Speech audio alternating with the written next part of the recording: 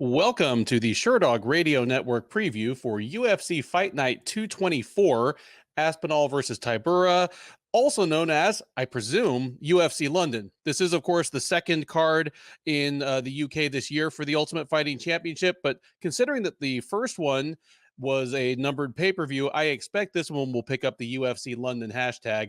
Either way, I'm your host, Ben Duffy of Sherdog.com. With me back once again, and doesn't it feel good, is Keith Schillen, the executive producer of the Sherdog Radio Network. Keith, how you doing today? Good. It's been a while since I did a show. Who was off longer, me or Tom Aspinall? It feels like about the same, doesn't it? As Keith alludes to, of course, Aspinall is stepping back into the cage almost exactly a year after his last appearance, which was, of course, in the very same O2 Arena in London, where he fell victim to a grisly and unfortunate freak knee injury just 15 seconds into his fight with Curtis Blades. That's at least temporarily derailed things for the then 29, now 30-year-old phenom, but he's back in action atop a 15-fight card that does more than justice by geographic appropriateness. 15 fights on this card, 12 of them have a British or Irish fighter against a non-British or Irish fighter, and none of them whatsoever have two Brits against each other. So the people in the O2 Arena will know exactly whom to root for. And I don't want to spoil any specifics because I'll probably quiz you about a few of these going as we go up the card. But of the 12 fights featuring an English, Scottish, or Irish fighter against a foreigner, exactly 6 of them, the local fighter is the favorite, and 6 of them, the local fighter is the underdog. So it's not even like they just racked this thing up with squash matches to service the crowd. Basically, it's pretty interesting. What's your overall temperature on this card? What's your level of anticipation? Yeah, I think it's a really good card. I think anytime we go to an arena now instead of the Apex is always an improvement. I think you always add a little extra points anytime they go over to Europe, particularly England, Ireland, those areas. They're just always rowdy, great cards. You can feel the energy in the arena through your TV. And then, I mean, it's a deep card. There's a lot of fun fights. There's a lot of ranked fighters on this card. The main event isn't the sexiest. You know, the return Tom Aspinall is good against a really tough guy in Tybura. Like, overall, great. I'd probably give like an A-. I think it's a good card. I agree. A-, if not an A. Again, by the standards of a free fight night card, this is about as good as it gets, because even down at the bottom of the card, it's not like there are any pink slip derbies going on. There's not a single fight I can point to on this card where I'm like, yeah, whoever loses this one is probably getting cut by the UFC. Whereas last week, UFC Vegas 77, well, again, I made the argument on that preview that the first 7 fights on the card, there's a good chance that 7 fighters would be cut if they lost. Yeah. Here, there's nothing like that. It's an interesting thing. You've commented numerous times that the UFC's reception in England in particular is just off the charts. Just we've gotten moments that would have been cool moments turned into immortal, chill inducing moments by the crowd. And it's the UK has managed to do that. It's leveled itself up into something different, because a lot of the talk right now around the UFC is, okay, they waited too long to go to Africa. They could have gone when they had multiple champs, arguably the 2 best fighters in the sport that had at least, recent African ancestry. Yeah. And that's kind of crumbling. The UFC. Well, I don't know if it's too late, being that the top middleweight contender is African, which is cool. I mean, obviously it's like trying to match him with the right person. Like who would feel comfortable going to Africa? That's just a joke. Don't at me. I'm just playing a joke. I understand that Israel Adesanya is African. I'm just making a joke. Yeah. And the same thing could be said about Mexico, where the UFC could have gone to Mexico at a time, when they were like, yeah. And it's not looking quite the same anymore. No, That's not the case with the UK. There's one British champ in the UFC right now. He's not on this card, and nobody gives a damn. yeah, And I don't think that's anything about Leon Edwards. It's just that if you give the UK fans anything to get up in arms about in a positive way, they will. What other card this good could the UFC get away with putting Molly McCann as the co-headliner? yeah, no, yeah, no. You're absolutely right. The only thing this card is missing is Pannie. Yeah. But I mean, obviously, I know that that's not the UFC's fault on that, or No. I mean, shit happens. But yeah, this is a good card. I mean, what's Patty probably weigh about 210 pounds right now? They could have found someone to fight him. Yeah, he could have fought Aspinall. I mean, there will be one Patty, former UFC fighter Patty Houlihan, who will be coaching his protege Shauna Bannon in the second fight on the card. But that's not the Patty we wanted to see here. There you go. Unless you've got any other general thoughts on the card, let's jump right into these prelims. The only thing I will say, 15 fights. That might be the one day. Like that's a lot. Agreed. I mean, too much of a good thing, sure, but it's hard to say what would you trim because it's not like there are any junk fights on the card. No, but just 15 is 15's a lot. That's that when I was at the Ponderosa and I get that one extra chicken wing and then I'm thrown up in the parking lot. You know? All right. First up at UFC London, or as Keith would put it, that one last chicken wing at the Ponderosa, or that one first chicken wing at the Ponderosa, is a men's flyweight matchup between Jafel Filho and Daniel Barez. Filho, the 30-year-old Brazilian, is 14-3 overall. He is 1-0. Sorry, he is 0-1 since joining the UFC as a veteran of the 6th season of Dana White's Contender Series, as well as Shudo Brazil. He debuted, in fact, in March at the UFC's first trip to the UK this year. That was UFC 286, where he had the tallest of tall orders, taking on super prospect Muhammad Mokaev, acquitted himself fairly well before getting tapped out late in the third round. But nonetheless, he gets his second chance for a first win in the UFC here, and he will be facing Barez. 34-year-old Spaniard is 16-5 overall. As I mentioned, this will be his UFC debut. He fought on the Contender Series back in 2021, dropping a split decision to Carlos Hernandez, and he did what you hope any prospect would do if they lose on the Contender Series. He went straight back to Mexico, where he's been fighting out of, won 4 fights in 18 months, and got his ticket to the big show anyway. Odds here, unique on this card. This one is a dead pick'em. Filho -115, Barez -115. Keith, I'm going to toss this one to you first, but you and I both said on the UFC 286 preview that Filho is a pretty solid prospect in his own right. You know, probably good enough to stick in the UFC at flyweight, but specifically what he's good at made him a miserable matchup against Mokaev. What did you think of his performance there? And who do you have in this fight? I think his performance, was spectacular. I mean, Mokaev hasn't fought again since then for a reason. Yeah, he tore up his knee, and I know there's a lot of controversy. A lot of people, there's a moment where a lot of people thought Mokaev tapped. I don't, being that the situation at that time. But yeah, like he looked great. I mean, you got Mokaev. You're talking about a guy that has top 5 potential, could even be a champion one day.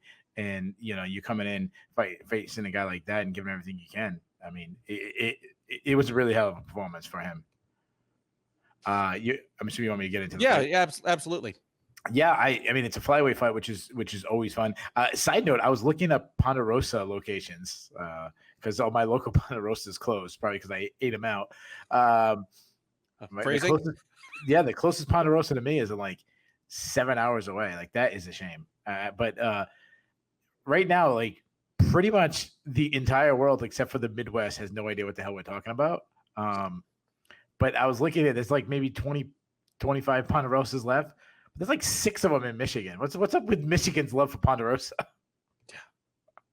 Anyways, back to that's just really weird that Michigan has so many Ponderosas. Filho. So on the feet, he's a low output striker, but his boxing did look better in his last fight than I originally thought it was. He uses feints well. He tends to kind of lull and then explode with the combo. He mixes high and low attacks well, goes high, to the head, follows up a body shot. He throws some leg kicks, but a lot of times they're naked. He's also open to leg kicks himself. His striking is plan B. He wants to grapple. He wants to close the distance. He's a guy that he's willing to grind in the clinch. He'll go for takedowns, but I wouldn't say he's a wrestler. Like, he's not a strong wrestler, but he gets some takedowns from the body lock. He also likes to get in, like I said, get inside, chest to chest, and maybe hit like a slide by, and has some pretty good back takes, backpack kind of situation. He is a serious submission threat. I mean, he's got 8 wins, and we mentioned he almost knee barred Makhachev in his last fight, almost subbed him. So obviously he's a big threat. Daniel Barez, and I apologize if I say his name wrong. I think he's a good addition to the UFC. He's got a lot of experience. He's already 34, which is usually what you get excited about a guy coming in at 34. But he's got 21 fights underneath his belt. Had some amateur fights too. Solid boxer. He sets up his shots really well with feints. Nice stiff jab. He likes to work the body. He has plus power. He has 7 KOs, which is obviously rare at flyweight. Regional scene KOs a little more common than UFC, but still, like, it's nice thing to have. Good calf kicks. He does make some defensive flaws. The biggest one is he avoids strikes by backing straight up. He has a submission. He's got 6 subs, but though I finished when you're doing tape study in 15 fights. Barez, I kind of like watch one fight real quick, just kind of have a little idea what he does. I didn't see enough of his wrestling to really have a lot of confidence. It's tough because I wish I had more film time. I mean, over this 2-year vacation I had, I should have scheduled some film time in there. But I think he's both guys. I mean, really, that Fialo is kind of new to the UFC too. So both guys I think are solid additions. I've been saying this has kind of been a theme lately about flyweight. I just think they're really stacking up that roster. I'm going to leave Filho because of what I saw against Makhachev to be in a situation like that. I hate kind of going with a guy based off a loss, but he showed me enough. I'm going to go with him getting maybe some takedowns, winning the grappling. I'm going to say he wins by decision. Yeah, I like the breakdown there. I was pleasantly surprised by Filho, and obviously there was controversy in the wake of the Makhachev fight, but regardless of whether he tapped, didn't tap, should have been a technical submission, whatever you felt about it, he did not look like he made Makhachev look not like the minus 900 favorite that he was going into that. Filho looked like he belonged, maybe just a little bit of a step behind the whole time. That points to good things here against Daniel Barez, a guy who is good everywhere. And I agree with you that I'm glad he's in the UFC, and I'm slightly surprised he wasn't here sooner. I actually saw his last fight before the Contender Series live. He was at that Combate Tito versus Alberto card down on the U.S.-Mexico border that I drove all the way across Texas to take in. He looked good there. He was on the main card of that one in between all the like Mexican pro wrestling stars and legit MMA fighters. But then he was gone for almost 2 years before his Contender Series appearance. He lost there, a real close split decision to Carlos Hernandez, who has turned out to be a good flyweight in the UFC. Just it's taken him longer to get here than I would have expected. And he's 34. And I mean, obviously, I don't say this with 100% confidence, considering that we just saw Tyson Nam fight less than 24 hours ago. But generally speaking, pushing into your mid to late 30s is not friendly territory for a flyweight. So I'm worried that his top gear is going to have slipped a little bit from what I saw of him on the regionals. Whereas Filho is probably right in his prime right now. And I think at both of their respective bests, he might just be a little bit of a better fighter anyway. Certainly there shouldn't be any octagon jitters for Filho at this point. He has fought in this very same arena against a fighter who was a hometown darling, and Filho was booed mercilessly. So all that's going to be shaken off. I expect he's going to take control of this fight if he throws enough volume, he should give as good as he gets on the feet. And I do think he has a bit of an advantage on the ground. So I'm going to take Filho by decision here as well in this pick and fight.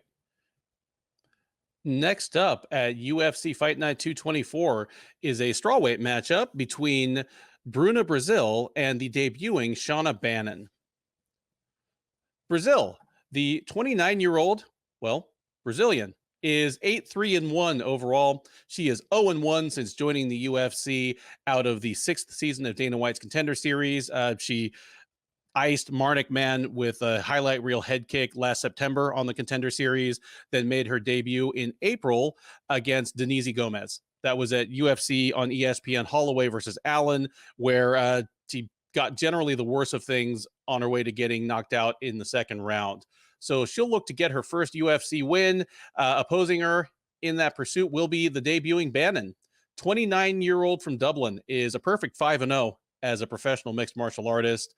She is coming to the UFC most recently out of Invicta. She fought former atomweight champ Mina Grusander back in March at Invicta 52, taking a unanimous decision over her. Here she makes her debut. There is a surprising amount of buzz about it, at least in the UK and Irish combat sports media, at least compared to her straight accomplishments. She is a slight underdog in this fight. Brasil is out there around minus 125 or so. Bannon plus 105 on the comeback. Keith, you mentioned during our intro that if there's any one thing to fault about this card, it's that it might be a little too much of a good thing. Just 15 fights is a lot to digest. I would love it if every, UFC card were, I don't know, between 10 and 13 on the long side. And I sort of put out, what would you clip from this card? This is the fight on the card where I am okay. If there's any fight of the 15 on this card where neither fighter turns out to be UFC material in the end, it's this one. Bruna Brasil looks solid but unspectacular and came to the UFC on some pretty flimsy background. She was on a long streak against pretty iffy competition in Judo Brazil. She knocked out Marc, who just is one of the lower level women I've seen on the Contender Series, to make her way to the UFC, and she looked overmatched against Denise Gomez. So I think the jury is still very much out on whether she belongs in the UFC. And Shauna Bannon, I understand that the Irish MMA fan base is a certain way. And I understand that MMA media in general, fans in general, and the UFC in particular definitely have their radar up for the next Irish star. But all that aside, I don't see what the fuss is about Shauna Bannon, man. I watched all the available tape on her, and I see somebody who is feasted on pretty low level competition. That includes the ghost of Mina Grusander, who is a former atomweight and was on a losing streak already when they met. Like, she went to Ponderosa. She's why there are no Ponderosas in Finland now. Like Finland had a whole chain of them, and now they're gone. In Bannon, I see somebody who presents as a kickboxer, but comes forward pretty sloppily and doesn't have a whole lot of power for how hard it looks like she's swinging. I'm not saying she won't get by Brasil, but if she beats Brasil, great. But I'm trying to even picture the other strawweight in the UFC that she's going to beat. She seems low level. She seems not ready for prime time in terms of all the in-cage stuff. Outside of the cage, she's got a certain charisma to her. I don't get it, man. This card didn't need this. It didn't need this extra bit of oomph to it. Here, Brazil's the slight favorite, and I'm not gonna bust out the Keith line. Like, certainly if she were a 2-1 favorite, I'd be like, Bruna Brasil shouldn't be a 2-1 favorite over anyone in the UFC, but Bruna Brazil might not be favored over anybody else in the UFC strawweight division, but here I think she's going to be bigger than Bannon, going to be stronger than Bannon. I think she's definitely more versed on the ground than Bannon is. And nothing I saw in Bannon's fights makes me think she's going to be able to stay off the ground if somebody else wants her there. So if this thing plays out on the feet, Brazil might even be the harder shot for shot hitter. Brazil's defense on the feet is bad. She's definitely hittable. She likes to block punches with her face, but Bannon doesn't have great power. Like, Brazil could get tagged up some on the feet and I think still have the presence of mind to just crash into her and get one of those collision type takedowns. And from there, I expect that she's going to outclass Bannon. So give me Brazil to ruin things for the British crowd here as the Irish debutante loses. I'm going to say she loses a decision, but if she just really gets mauled on the ground by Bruna Brazil, that wouldn't surprise me too much either. But yeah, give me Shauna Bannon to take her first professional loss here against Bruna Brazil. I just picture Sean Cian watching this and just calling you a silly lad. Yeah, you're talking about a lot of buzz on Bannon. I don't think there's that much buzz considering she's the underdog to a female fighter who's 0-1 in the UFC and got knocked out in a minute. So. Yeah. I should temper that. Like, I'm not saying that anyone's calling her a future champ. I'm just like shocked by the amount of like video features and interviews she's been getting leading up to this, and just like kind of like fluff pieces I've seen. Like, just, when I went to search for fight video, I was surprised how much non-fight video there was. Yeah, that's what I meant by buzz. Yeah. Okay. Anytime we can get a Sean Sheehan reference on the show is always good. Yeah, Bruna Brazil, I agree with a lot of things you said about her. She's an explosive kickboxer who's very athletic. She does a lot of feints, but she wins from athleticism, not from technique. She keeps her chin way too high. She drops her hands, which I hate. She was getting hurt on the feet by Denise Gomez with like every single strike. She couldn't block the right hook because she kept her left hand down, like over and over, just going over the top of it. She's got some good kicks. She landed a beautiful high kick on the Contender Series, threw a lot of spinning attacks. You mentioned she will wrestle, and that's probably her best avenue. Like, that's her definitely her biggest advantage. She landed a beautiful head kick on a woman that's like 3.5 feet tall. Yeah, that's true. But That's true. She had like a nice little story though. Yeah. Like she had,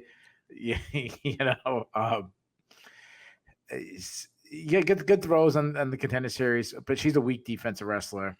She did hit a sweep on the Contender Series, and she has 2 submission wins. But yeah, she definitely needs a lot of polish. Bannon is a Taekwondo style fighter.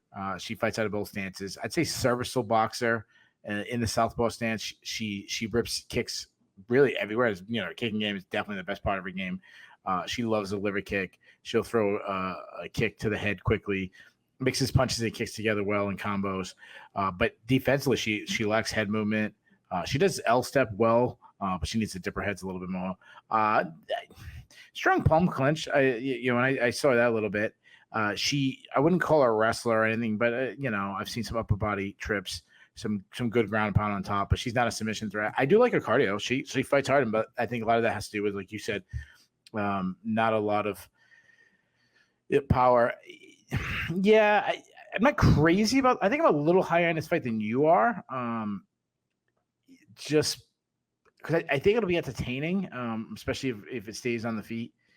I'm gonna go with the upset. I'm gonna go with Bannon. She isn't as good of an athlete, but I think she's the more technically sound striker. I can see her pressing the action. I mean, say what you want about her. Like, well, she's, UFC level. Not what she is she's kind of fearless. Like, she goes after every one of her opponents. She stays in their face. I can see her throwing a high kick.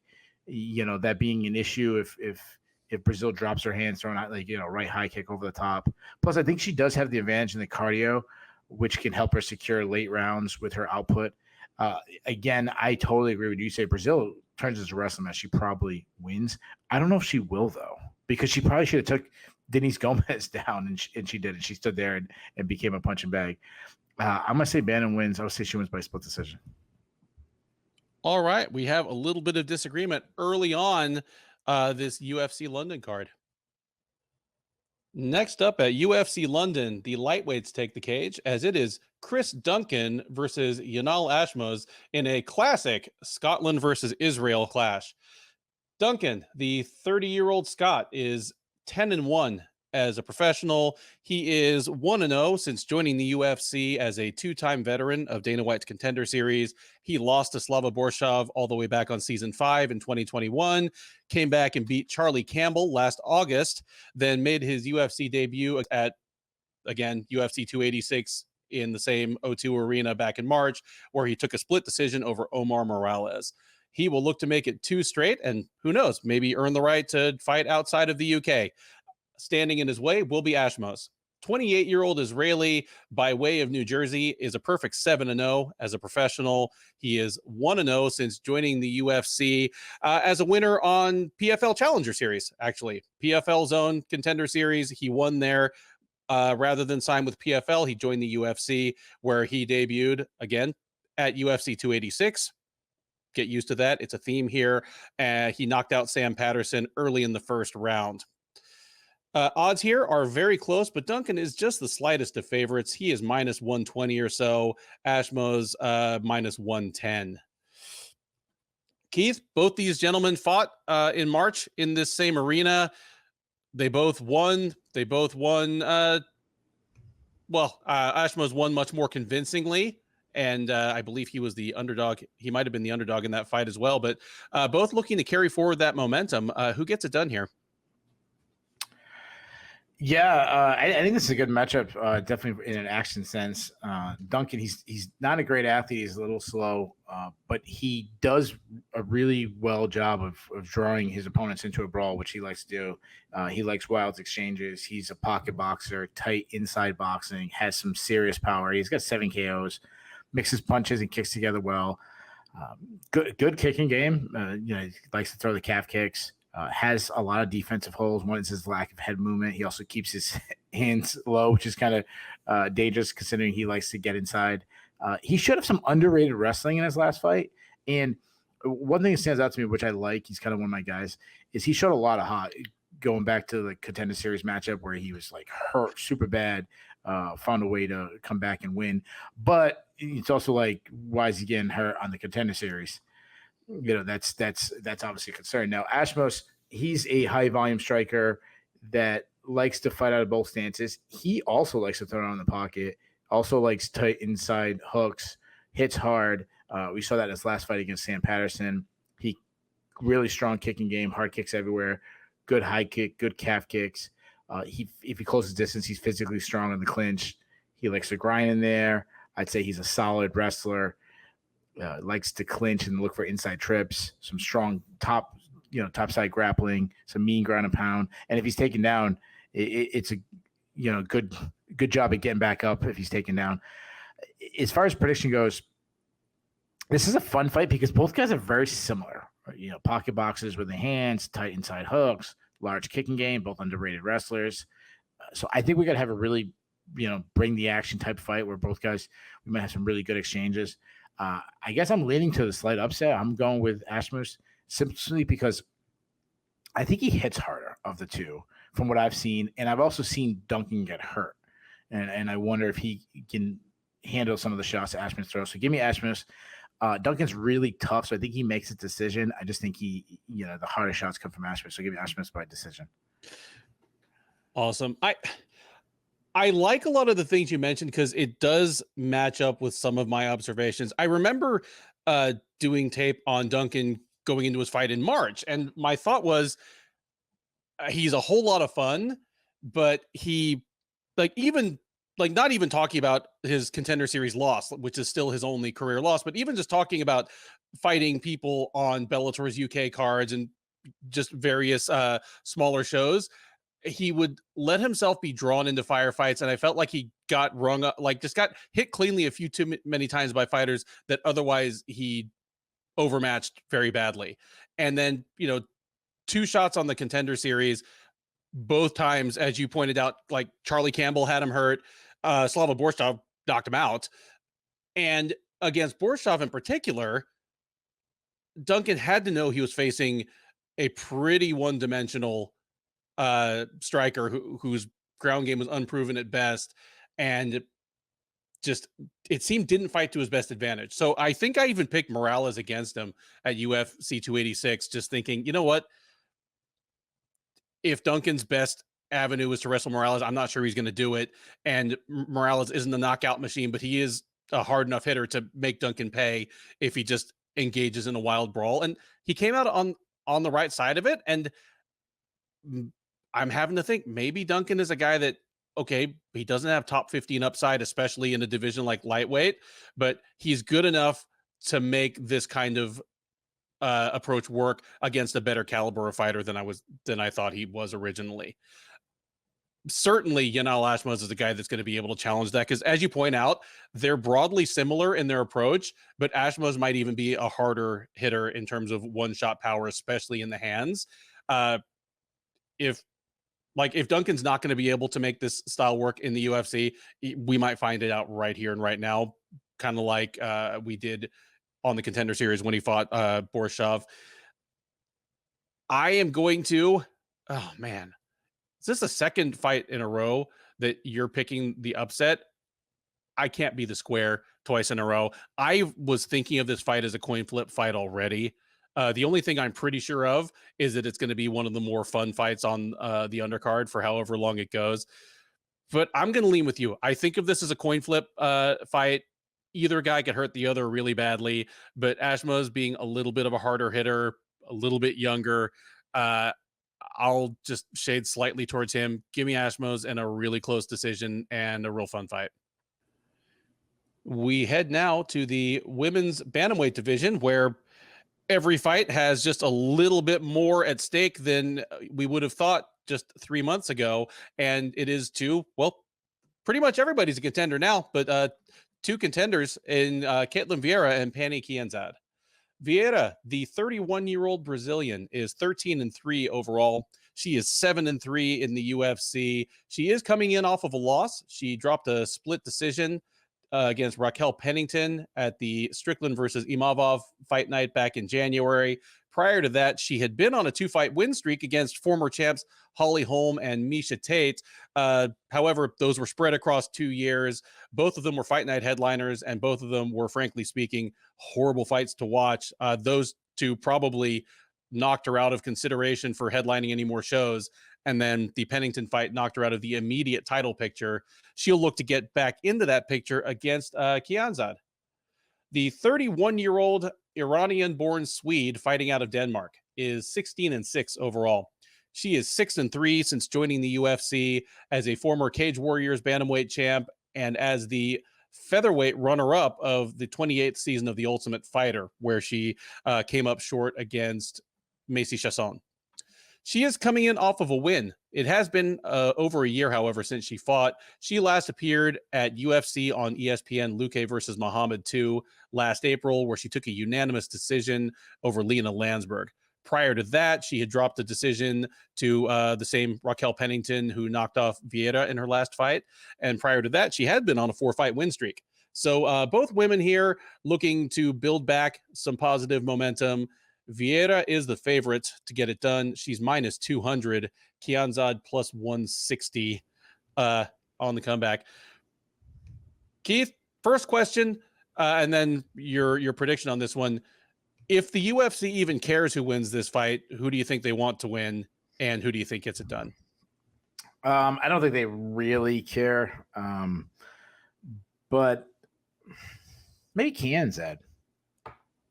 But I mean, I don't think like 51, 49% kind of thing. Like I don't. It's not like neither one's really a star. I just think, there's a lot of Brazilians. You don't need another Brazilian star. There's a lot of Brazilians, and I mean, Pannie Kianzad, beauty's in the eye of the beholder, but a lot of people find her attractive. She speaks perfect. I mean, she speaks like 5 languages perfectly. If not for the fact that her fights are absolute NyQuil, I mean, she could be a star, but as it is, yeah, I think I'm with you, man. Like, I doubt the UFC super cares about it. See, I don't think her fights are that boring. But yeah, I know she spoke. I mean, because she's what, like she Swedish, but like like she's Born in Iran. born in Iran, like she's Iranian ethnically, grew up in Sweden, fights out of Denmark. You know, that's at least 3 languages there plus English.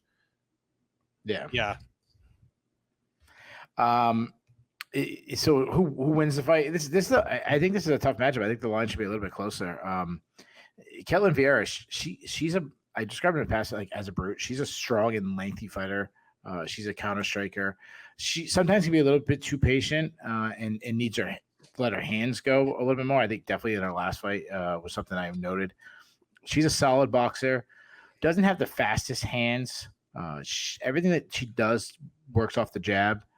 She has a bit of an up jab because she keeps her hands low. Her follow-up shots, I've described in the past, very Fedor-like style where she does a lot of looping shot, trying to round her opponent's defenses. She does have some serious power for the division. She has a lot of defensive issues. She pulls her head straight back. Being the big thing, being a minus athlete doesn't help. I like her dirty boxing. I mean, I go back to like the Katzengana. I know this is a really long time ago, but she like beat up Katzengana in the clinch. I was surprised at how much she struggled in the clinch against Holly Holm. She can wrestle. She's a judo black belt. I always go back because obviously it's the most impressive wrestling performance. But when she threw Sarah McMahon, that was really impressive. She has good entries. She's out grappled McMahon. She's out grappled Sajara Eubanks, Katzengana, Yana Kuniskaya more recently, which is say what you want. Kuniskaya like out grappling her is never strong because of how big she is. Kianzad. She's been on a nice little run, and it's a run that I don't think a lot of people expected from her. She's won 5 out of her last 6 fights. The one thing to say that she's only 31, and I think of her so much older. If you had me guess, I would have guessed like 36 or something, but she's only 31. How are these women the same age? Like that's yeah. And in fact, Vieira's even like a couple months older. I just assumed that Kianzad would be like 4 years older, same as you. Yeah. Kianzad's also big. I mean, she's a bantamweight. She used to fight at featherweight, so she's got some size. She's a volume striker, pressure striker, good boxing, quick hands, tight boxing inside, works behind a jab. Decent power. Like I think her power is a little bit underrated. Definitely not like a power puncher like Vieira, but she's got a little bit of sting. I like her calf kicks, which she throws in combination. She has some defensive holes. Because she's constantly taking ground, she kind of walks into some shots with her chin high in the air, and she lacks head movement. She also can battle and clinch and use her size to grind her opponent, but she definitely isn't the offensive wrestler that Vieira is, and I'd say she's a weak defensive wrestler, and the biggest issue is she struggles to get back to her feet. I like this fight. I'm a fan of Kianzad. Like I think she's underrated. If this remains on the feet, she could win with her volume and her pressure. Plus, she is the more technically sound striker. However, the big gap in the fight is the wrestling to me. And I see Vieira taking this fight to the ground, spending a lot of time on top. I see her being there for long periods of time. And I think that's what Vieira does to win a decision. So give me Vieira by decision. Yeah, I think I am probably one of those people who underrates Kianzad because there's just something plugged in the back of my mind that every time she's won a fight in the UFC, I've just been a little surprised afterwards, even as she like racked up a 4-fight win streak and fought her way into title contention, and ran into Pennington. And it probably goes all the way back to when she was in Invicta and kind of lost to most of the decent fighters she fought there. But she had improved by the time she got to Tough. She's improved during her time in the UFC. I mean, she probably just has quietly gotten better while I haven't yet adjusted my perceptions of her. Here, yeah, if she takes charge of the fight, like she can definitely beat Vieira. I agree with you that unless Vieira like starts tagging her and hurting her, Kianzad's like pressuring style and superior volume could win rounds. If Vieira ends up going for takedowns, mashing her against the fence, I'll be interested to see what happens there. I think those positions probably favor Vieira just because she is so big and so strong, and they're like her deficiencies in athleticism and raw speed are like covered up a little bit. And I think that's probably what we're gonna get here. Give me Vieira to probably win 2 rounds out of 3. And the rounds that Vieira wins, if it does go 2 rounds to 1, they'll be kind of the groaners where it gets really grindy, and Kianzad will win the fun round. And Vieira wins a decision, and nobody's real happy about it. So give me Vieira by decision here. Next up at UFC Fight Night 224 is a middleweight matchup between Makhmud Muradov and Bryan Barberena. Muradov, the 33-year-old Tajikistan-born, Uzbekistan-raised resident of the Czech Republic, is 25-8 overall. He is 3-2 since joining the UFC. Out of Octagon MMA, the Czech Republic's top promotion, he is on a 2-fight losing streak. He won his first 3 in the UFC, running his overall win streak all the way to 14 fights and marking himself as a person of interest in the division before running into adversity in the form of Gerald Mearshart and Caio Borralho, who have dealt him back-to-back losses. The most recent of those, the Borralho fight, was at UFC 280 last October. That was a unanimous decision. But at any rate, Muradov looking to bounce back from his first losing streak in a long, long time. The same can be said about his opponent, but that's where the similarities kind of end here.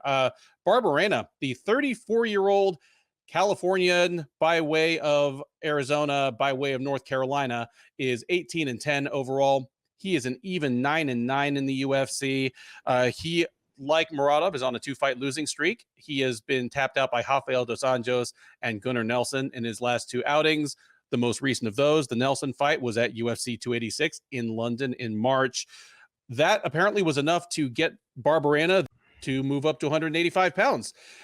He is doing that here, and he is going to try to reverse his fortunes against Muradov. He is decidedly not favored to do so. Muradov is minus 275, Barberena plus 220. Keith, this seems on the face of it like a terrible idea to me. Bryan Barberena, he was about as known a quantity as there was in the welterweight division. He was never going to be a top contender. He was never going to fight for a title.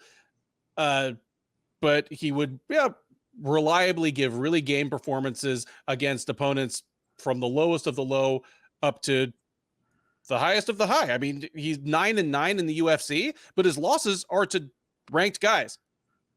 Rafael dos Anjos, Randy Brown, Vicente Luque, Leon Edwards. Most of his losses are not bad. Well, to bring back something we said in a previous preview, he's lost badly. He doesn't have that many bad losses. And he's the kind of guy that just being tough and game and throwing good volume has been enough to get him past, slightly to badly washed legends like Matt Brown and Robbie Lawler. His problems, none of them are going to be fixed by moving up to 185 pounds. Because his 2 biggest problems at 170 pounds were, while he threw good volume, he didn't have enough power to make really determined welterweights respect him, and his defensive wrestling is maybe the worst in the division. And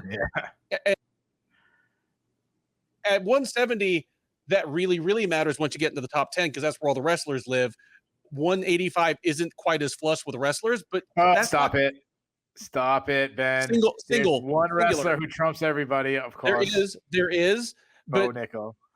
But you know what? Bo Nickel is the only wrestler in the division that Barberena has to worry at all about fighting in his next fight if he beats Muradov. Win or lose, I think that's not people always talk about Bo Nickel, who could be his next one. That Barberena makes a lot of sense, actually. Yeah. One Bo would be huge next to him. But yeah, Bo would be huge. Like a veteran with a name. Yeah, someone that he's just going to absolute maul, and then you can see his wrestling again, because he really hasn't shown his wrestling. Yeah, anyways, carry on. But Muradov, I don't know if this is a bad idea by Barberena. I think it's a bad idea, but Muradov ain't the guy to find it out against, because Muradov is a big tank of a man for 185. And while he prefers to strike, he was a Sambist first, and he can wrestle when he wants to. he's coming in off of back-to-back losses, but Gerald Meerschaert's going to do that to people from time to time, and Caio Borralho is great. And aside from that, Muradov was looking pretty good. Really, the only thing that's kept Muradov, or that stood between him and top 10 fights earlier, is that he kept getting injured. Like it's kind of a bummer, because when he first signed with the UFC in 2019, he was on the right side of age 30, but on top of everything else, like he's had like multiple layoffs of like a year or more, and all of a sudden he's 33. He's had 4 or 5 fights fizzle due to injury or illness, or I mean, I guess one of them was just due to COVID in general. It's not that he had COVID, but he's had at least 3 fights canceled due to injury. So the upside is a lot more modest now, but none of that affects his chances against Barberena unless he shows up missing an arm or leg or something that I didn't hear about. I think this is a brutal mismatch, and while we go to the trouble to say it every time that this is not a betting podcast, I'm surprised that Muradov is not a bigger favorite here. I haven't seen anything from either of these guys that makes me think that Barberena has much of a chance, because Barberena is not going to knock him out with one punch. Even if he catches Muradov flat-footed, at most, maybe he pours it on and wins that round. But on top of everything else, if Muradov gets hurt, he's got the takedown as a safety outlet. And that's assuming he gets something he doesn't like on the feet. I think Muradov has the advantage standing as well. He's going to be bigger. He's going to have a better reach, a lot more power, a greater diversity of strikes. I think Muradov's going to myrtleize this guy.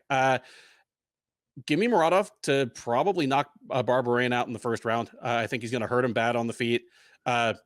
Maybe hustle a dinged up Barberena to the ground, finish it with ground and pound, but this thing's over inside of 5 minutes. Yeah. You know what? Let's just save time for it's 15 fights. Barberena is going to get absolutely starched. It makes no sense moving up in weight to be. He's not a huge welterweight. If he was Kamaru Usman, I go, oh, okay. Like, I get it. You're getting older, losing streak. Why make that weight cut? You can compete at at middleweight. Barberena, he's a shot fighter. I've been saying that for a while now. He's shot. And that's not trying to diss Barberena. It happens to everybody, and Barberena is a fun action fighter who's the wars has, taken its toll on him. He's slowed down. His athleticism's gone. He's undersized. He can't wrestle, and he's going against a guy who's going to be way too fast, way too powerful, way too big, and he's going to get knocked out. So give me Muradov by first round knockout.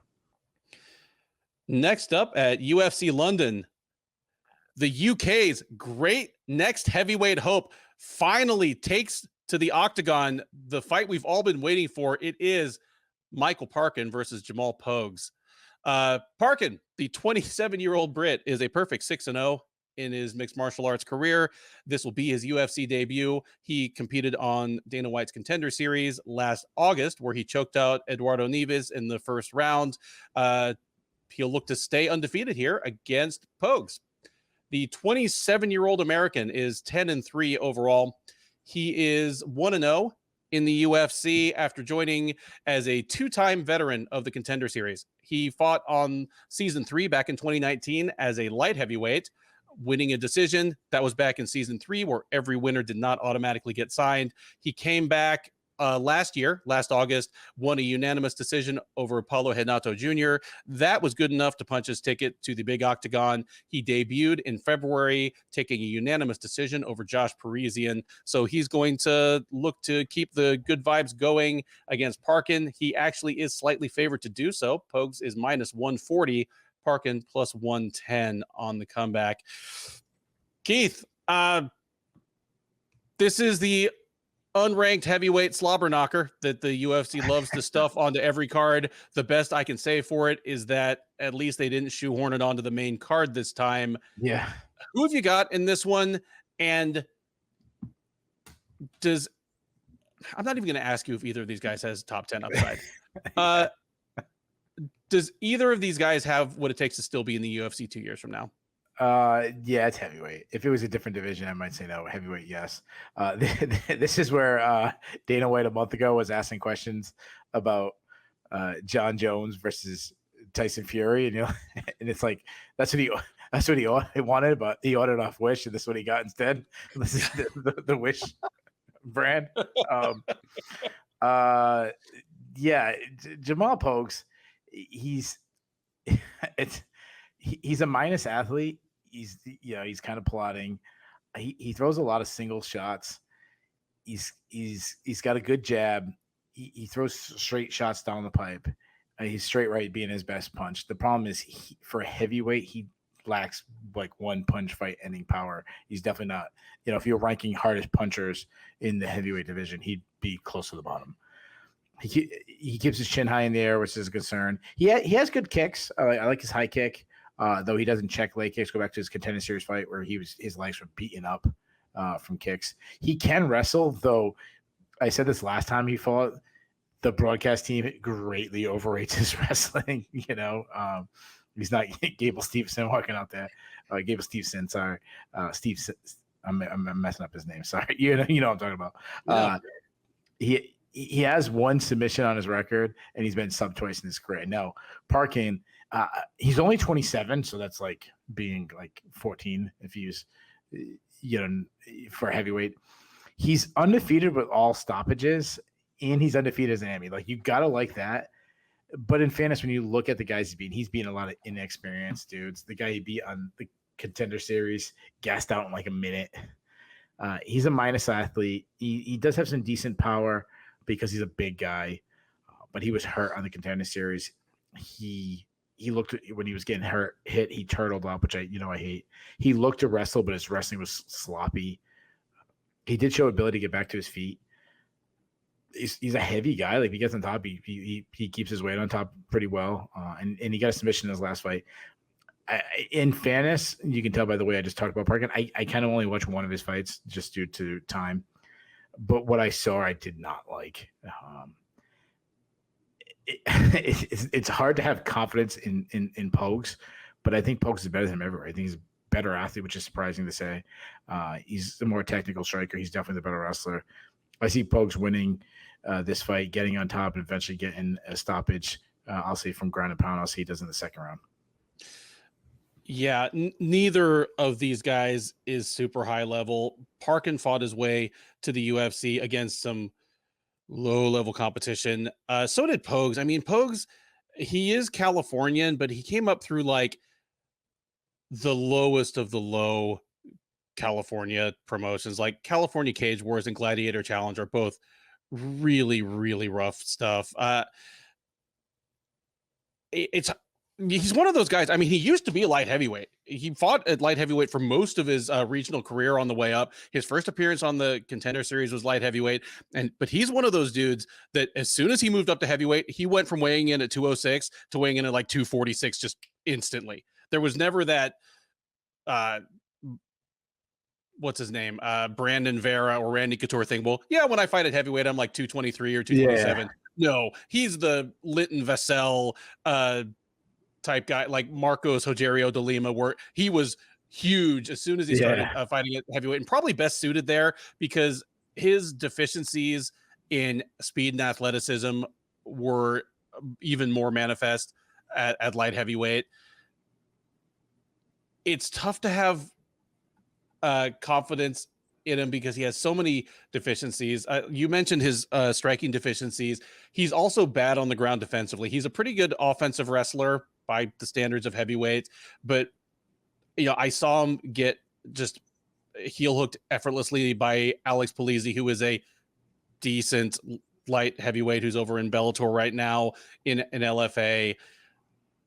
I don't think either of these guys is probably super long for the UFC. I'm leaning towards Pogues here for the reasons you mentioned. And on top of that, just being a bigger guy. He may not be the heavier guy. Like Parkin's probably going to weigh in closer to the limit, but Pogues is going to be, I think he's going to be taller, have a bigger frame, and just fight bigger. So I think that's going to work in his favor. I think just being more experienced against a higher level of competition is probably going to help him. If Parkin catches him with his chin in the air and leaves him face down on the canvas, I won't be that shocked. But I'm leaning towards Pogues here as well. Given that Parkin hasn't really lost yet that any of us have seen, it's anybody's guess what it looks like when he loses. But my guess is that Parkin is going to gas fast, and Pogues will probably just pound out an exhausted Parkin on the ground late in the fight. So give me Pogues by TKO in round 3. But if he just, hangs on to win a decision going away, that wouldn't be too shocking either. Next up at UFC London, Keith, we talked a little earlier on this card about how kind of jarring it is that Ketlen Vieira and Pannie Kianzad are the same age, just because it feels like Kianzad has been around so much longer. Yeah. Imagine my surprise when I realized that Marc Diakiese and Joel Alvarez are the same age. Yeah. I would have assumed that Diakiese was like 7 or 8 years older. Anyway, let me introduce this fight before we go that way. Next up at UFC London, 155-pound matchup, knock on wood, between Marc Diakiese and Joel Alvarez. Diakiese, the 30-year-old Brit, is 16-6 overall. He's 7-6 in the UFC. He's coming in off of a loss. He fought most recently last December at UFC on ESPN, Thompson versus Holland, where he dropped a unanimous decision to Michael Johnson. That snapped a 2-fight win streak for him. So he's looking to get back on track here against Alvarez, who is also looking to reclaim some momentum. 30-year-old Spaniard is 19-3 overall. He is 4-2 in the UFC. He fought most recently back in February at UFC Fight Night, Makhachev versus Green, where he had the double whammy of showing up overweight by several pounds and then getting pretty much thrashed by one of the smallest guys in the division in the form of Arman Tsarukyan. So he's definitely looking to reclaim any of his rising prospect shine, as well as get back in the win column here.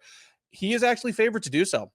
Alvarez is -165, Diakiese +140. Keith, who you got in this fight? And win or lose, are you surprised to see Alvarez still trying to do this thing at 155, considering just how huge he is? Yeah, he's huge. The older he gets, the harder it's going to be for him to make the weight. But there's a couple guys like that on this card. But yeah, he's a huge dude. Diakiese, is a tough matchup for anybody. He's a good athlete. He's pretty tactical sound. He can fight out of both stances. I'd say he's got some fast hands, though he can be gun shy at times, be a little low output. I mean, we saw that against Michael Johnson in his last fight. His straight right from the orthodox stance is probably his best blow. I like that he works the body. He lacks punching power, though the broadcast teams could pretend that he's Francis Ngannou out there with his punching power. Just because from his look, he looks like he should hit really hard. He's a ripped dude with a red mohawk. You just expect him to be able to punch people into the third row. Yeah. Yeah, like he should. He looks like what was that comic book? I think it was a comic book. You know me. When it comes to pop culture, I'm freaking terrible. I can talk international wrestling and WWF wrestling. Remember the comic book where I think the movie was kind of black and white, but then they had moments where there was like colors. Sounds like you might be talking about like Sin City or something. I think Bruce is that the one Bruce Willis was in? Yeah, Bruce Willis was in Sin City. Yeah. Yeah, like he looks like a character from Sin City. Like he's like just the red mohawk would be showing in the scene. Mm-hmm. No, absolutely. No. And in the movie, he would like punch a car and it would go flying across the screen. Yeah. Yeah. Like I think I tried to get punched by Diakiese, then get calf kicked by him. Like that's his best tool. Yeah. I like when he gets in the pocket and he throws in stepping knees. That's something really good. Also, he gets in close. He looks for elbows. He's a very good wrestler.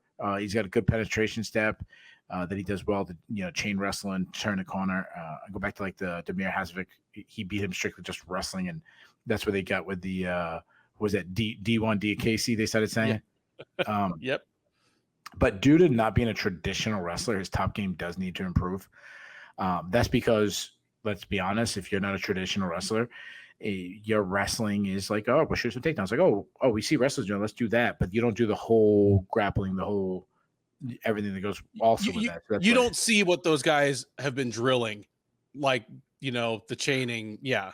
Yeah, but also like the grounding. They don't do referee's position. They don't do tilts, and they don't do cradles and stuff. So there's also that just top control and too. He's got some strong takedown defense. If taken down, he does well to get backed up. A concern though is his submission defense. He got caught by Jafel Alvarez. He got caught by Dan Hooker in the guillotine. Joel Alvarez, you mentioned it in the intro, just like how big he is. He's long, he's lengthy. He's a good striker, though he stands a little tall for my liking. He drops his hands too, which is concerning. But he's got good output, nice crisp boxing, works behind a long jab, great kicking game.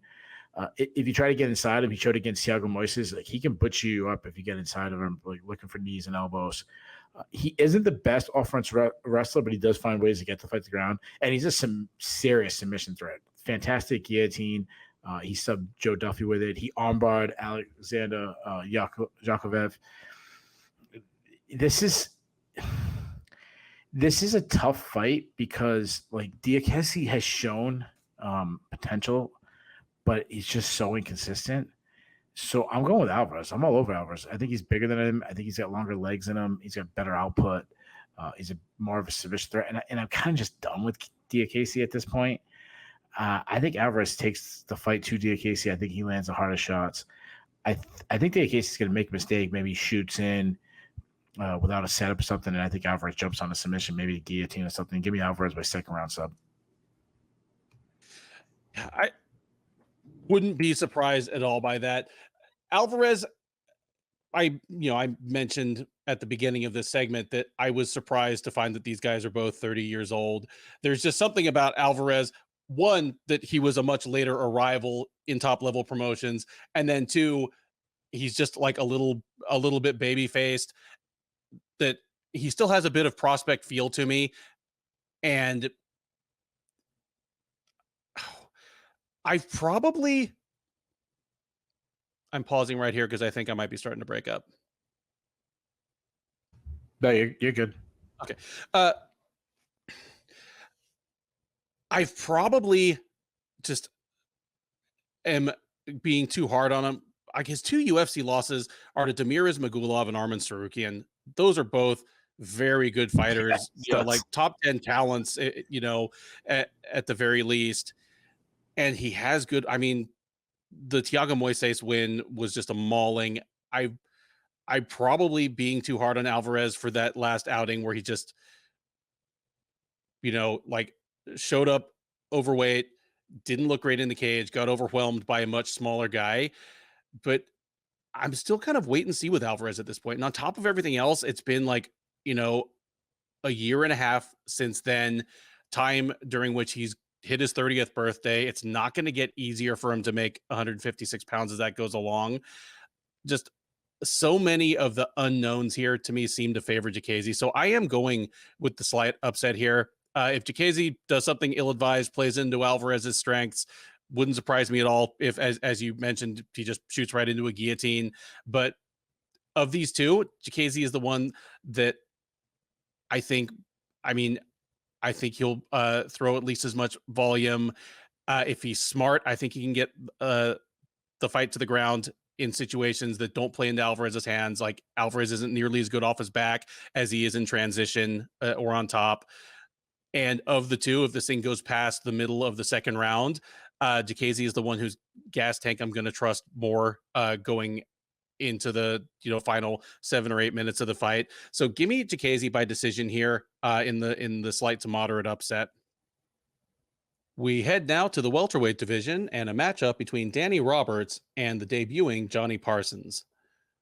Roberts, the 36-year-old from Liverpool, is 18-7 overall. He is 7-6 in the UFC. He is coming into this fight on a 2-fight losing streak. Those both being appearances last year against Francisco Trinaldo in May and Jack Della Maddalena in November. He's looking to snap a losing streak here. He's looking to do it against Parsons. The 31-year-old American is 7-3 overall. He competed on the Contender Series he competed on the Contender Series back in October of 2021. It was back in season 5. He won a split decision over Solomon Renfro. He was supposed to debut against Michael Gilmore, the tough 29 or 30 veteran. All the way back last February, Parsons had to withdraw with some form of injury, and those issues have kept him out for over a year. So he's finally making his debut almost 2 years after he fought on the Contender Series. Despite all that, Parsons is barely the underdog here. Roberts is minus 130, Parsons plus 100, even money. Keith, who you got in this one, and in a division as absolutely stacked with talent and just stud fighters as welterweight, is there much to expect out of Parsons other than being a opponent that Danny Roberts might get a win against in front of a partisan crowd? He's an action fighter. I'll say that. Like he can be fun. That's the biggest thing he's got going for him. He's got a tough test, and Danny Roberts, a true veteran. Roberts, the first thing I think of Roberts is just how big the guy is. The guy's a huge welterweight. He makes more sense moving up to middleweight than Bryan Barberena does. He can fight at both stances. He moves really well, some good footwork. He's pretty elusive. Despite his movement, he doesn't like being pressured. You can take the fight to him. He's got some fast hands, some nice zip on his shots, some nice snap on his shots. Though he will overthrow a little bit too much. He looks for his overhand left a little bit too much. He keeps his hand low, which means he throws from different angles, and he does hit hard. He throws hard kicks to the body, especially from the orthodox stance. He pillars defensively, which I don't like. He will use his size to grind in the clinch, and he's an okay wrestler, but being that he's not, what I just said recently, being that he's not a true traditional wrestler, he doesn't have the best top game. He's not a great defensive wrestler. Because of his size, he's hard to hold down. Given that he can get back to his feet, but you gotta worry about his chin a little bit, as he was recently starched by Jack Della Maddalena. As far as Parsons is a southpaw, but he often fights out of both stances. He's a Muay Thai specialist. A good output. I like his overhand right, though he can overthrow his shots, leaving him open to be countered. Likes to go to the body. He's got some hard kicks, sneaky high kick. He's got a large arsenal of different types of kicks. Like he throws like a question mark kick, stuff like that. Checks kicks well. He was hurt on the Contender Series, but he showed the toughness by being able to survive. And that's because he keeps, the reason why he got hurt, he keeps his chin a little too high in the air. I haven't seen too much of his ground game, but what I have seen, he'll get inside and throw some inside trips. This is a close fight. Who'd you say was the favorite?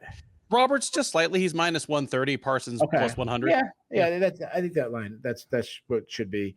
I'm not very high in either guy. I thought about going Roberts due to just an experience and fighting higher level competition. He also has a size advantage. I don't trust his chin anymore. And I'm going to go with the slight upset. I'm going to see Parsons catches him and puts him out. I'm going to say Parsons does it early. Give me Parsons by first round knockout.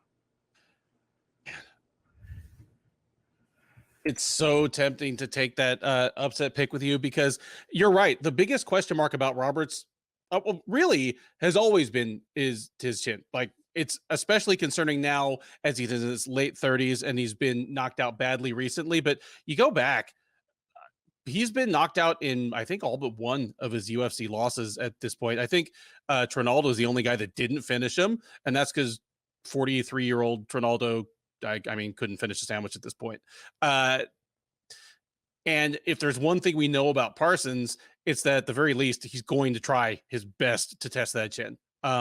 He's super aggressive, throws hard, his punches throws hard from both sides. You know me, that I always shy away from picking someone who's been away from as long as Parsons has, especially for medical reasons, and taking such a substantial step up in competition. Like, Roberts will be by far the best fighter Parsons has faced, whereas the opposite is absolutely not true. Parsons, at least on paper, will be the easiest fight Roberts has had in probably 6 or 7 years. Having said all that, I'm with you here, man. Roberts, even at his best, has been caught cleanly by most of his foes at some point. And Parsons is going to give himself plenty of chances to do that. So give me Parsons to make it a real quiet 0-2 arena. I've got him by knockout, and I'm not going to be contrarian just to be different than you. I'm going to say he gets it done in the first round as well, because I think that's the most likely outcome here. Next up at UFC Fight Night 224, and at least as the card is set up as of the beginning of fight week, the top prelim is a bantamweight matchup between Davey Grant and Daniel Marcos. Grant, the 37-year-old Englishman, is 15-6 overall. He is 6-5 since joining the UFC as the most accomplished male cast member of the 18th season of The Ultimate Fighter at this point. He is on a 2-fight win streak, those being a win last May over Luis Smolka, and then a third-round technical submission of Rafael Assunção in March at UFC Fight Night Jan versus Dvalishvili, one of the front runners in my book for submission of the year, as he put the Brazilian veteran all the way to sleep with an inverted triangle choke. He will look to make it 3 in a row and continue his remarkable surge in the bantamweight division in his late 30s against Marcos. 30-year-old Peruvian is a perfect 14-0 as a professional mixed martial artist. He is 1-0 since joining the UFC as a veteran of Dana White's Contender Series. He won on the Contender Series last September, got a short notice call up to fight Simon Oliveira at UFC 283 this January, and he finished the Brazilian with a knee to the body and follow-up punches in the second round. He is going to look to stay undefeated here. He is ever so slightly favored to do so. He is -130, Grant +110 on the comeback. If you are enjoying this show via one of our audio podcast platforms and you can't see the video, you missed the telltale Keith Schillen eyebrow of that is a surprising line. Speaking of lines, Keith, when Marcos debuted against Simon Oliveira back in January, it was on short notice. He was an underdog in that fight. To our credit, you and I both picked the upset there. Of course, we don't get fights wrong. Yeah, we never get fights wrong. Especially, debuting guys out of, second tier South American scenes, stepping up on like 5 days notice. We never get those wrong. Yeah. But no, we might as well call us Jose and Miguel over here. Yeah. Part of that, at least in my case, was a referendum on what I thought of Simon Oliveira. But, the tape I saw on Marcos, I was pleasantly disposed towards him. You clearly were for your own reasons as well. Here, it's a whole different test. And he's now the favorite over Grant, a guy that's, in my book, he has performed past all expectations. A guy that's not only stuck around, but is arguably fighting better than he ever has at age 37 in a division where that is not normally the case. Who gets it done here? Is there any joy for the hometown crowd here, or is it Peru's night? Yeah, fighting Davey Grant's always tough. So because he's not a great athlete. He's a minus athlete, but he's our kind of guy. He's a true overachiever because of his toughness. He's at the age when he should be declining, but he's never looked better. He presses the action. His hands are quicker than I originally thought they were. He throws hard. They're looping punches, but because of that, they come in from some weird angles. He can overswing, but he has power. I mean, he starts Martin Day. He knocked out Jonathan Martinez, which is a really good win. He's got a good kicking game. He likes that like Holly Holm side kick. Nice calf kicks. Go back to the Luis Smolka fight. He destroyed him with calf kicks. He's an underrated wrestler. He's offensively, he's a weak defensive wrestler, but he's got a good get up game if taken down. He has 9 subs on his record. Especially he's good at using his length and catching a submission in a scramble. Regardless of what happened in the controversy in the Rafael Assunção fight, catching a guy like Rafael Assunção in a inverted triangle, even at this point in Assunção's career, is still very impressive. Some concerns is just his durability at this point. He's been in some wars. He's been hurt. Like in the Day Martinez fight, 2 fights that he won, he was hurt. The Yanez fight, he was hurt. But regardless of that, he's going to bring the fight all 15 minutes, and he has the cardio, as we saw in his last fight, to kind of press the action. Marcos, he's a really good striker. He's a Muay Thai striker that stays in his opponent's face, fights behind a high guard defense. He's a pressure counter striker.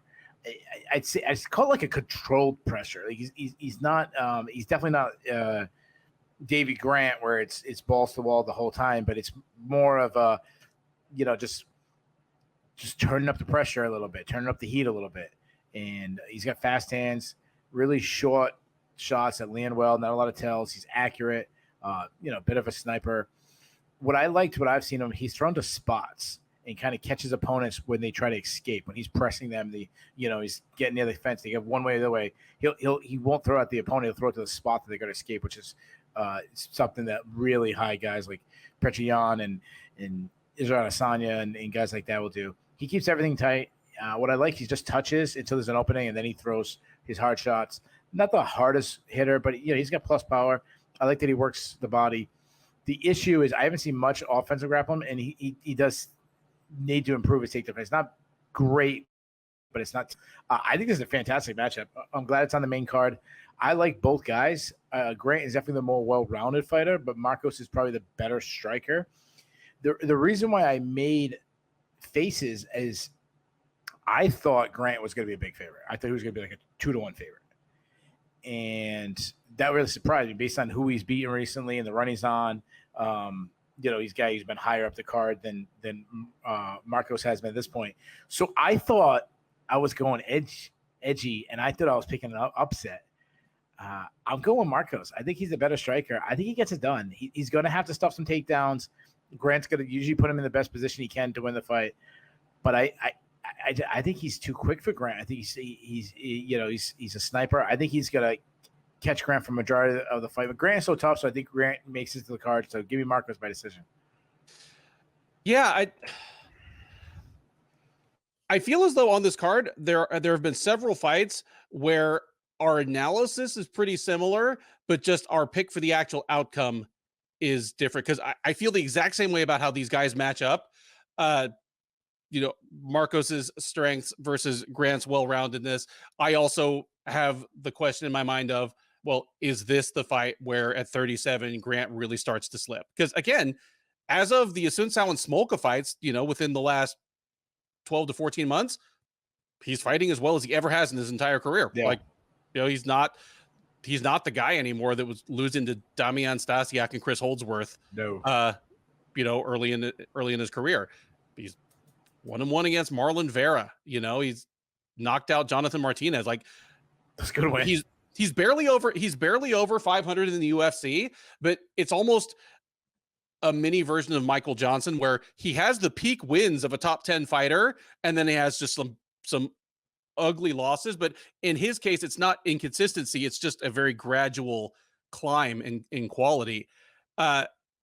So anyway, there's the question of, well, is this where Grant finally starts to decline? And on the flip side, are we going to see Marcos, who just barely turned 30, make significant strides in, his second UFC fight? He's finally stepped up to a higher level of competition. He was not fighting the best competition in South America. I think he won a title in 300 Sparta, which is Peru's top promotion, but not great. I say as someone who watched a lot of of their fights over the years. He could make huge strides forward, and it wouldn't be that surprising. But for me, assuming he's not physically eroded or compromised, Grant's chances of winning depend on him being savvy and doing the smart thing. And at this point, I do trust Grant to do that. Grant likes to be in exciting fights, but he loves to win. I think he's going to be smart enough to take Marcos down, or at least establish the threat of the takedown early, and hopefully give Marcos something else to think about. Give me Grant to win a decision here in a very fun fight that will leave the hometown crowd ecstatic and get us primed for that main card. The 6-fight main card of UFC London begins with a featherweight matchup between Lerone Murphy and Josh Culibao. Murphy, the 31-year-old Englishman, is 12-0-1 as a professional mixed martial artist. He's 4-0-1 in the UFC.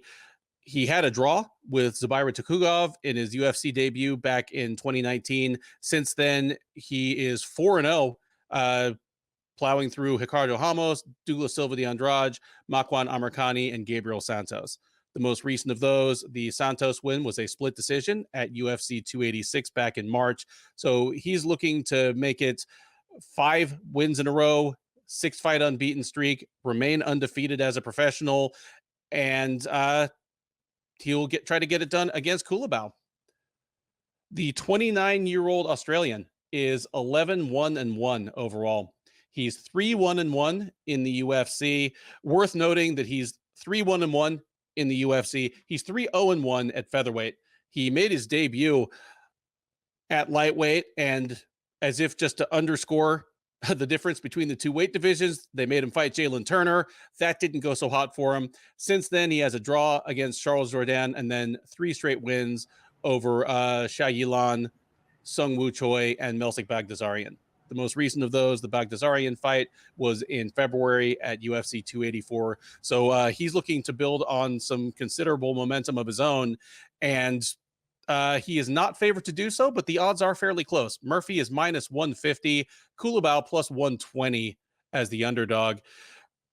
Keith, it's interesting the parallels and contrast between these two guys, because in Murphy, and I know part of it is because he has that one draw on his record, but it's hard for me to think of an undefeated fighter who has remained undefeated in the UFC and flown as hard under the radar as Lerone Murphy has. Yeah. And then in Culibao, this is a guy that I'm not going to blame anybody else, but I prematurely and unfairly wrote off based on stepping up and fighting Jalen freaking Turner. But ever since then, he has proven to be much better than I thought he was, and continuing to get better from fight to fight, to the point where 145 is one of the divisions where you have to do the most to even scare the bottom of the rankings. But the winner of this fight is getting into the conversation. They're at least like it's something else. Those are the similarities. Both these guys have really flown under the radar compared to what they've accomplished. The distinctions are everything else. Like Culibao presents as not particularly strong, not particularly athletic. There aren't many 145 pounders with a muffin top in the UFC. Well, not male. There aren't many male ones. There are plenty of female 145 pounders with a muffin top. How many times do you tell people at a bar that he's an MMA fighter and they're like, yeah, whatever, share buddy. Yeah, okay, share buddy. And then they walk away. Is that what you do to try to pick up girls? Is that what you say? Yeah. Whereas like Murphy looks like a mixed martial artist from a movie. Like, you see him walking out to the octagon, you see him at an open workout, and you're like, oh, that real MMA fighters aren't that like ripped. That ripped, yeah. Yeah. Does Culibao continue to flaunt the eyeball test and shock the world here, or does Murphy stay undefeated? Something's got to give. Yeah, or by saying that, did I just doom us to a draw? Yeah, there you go.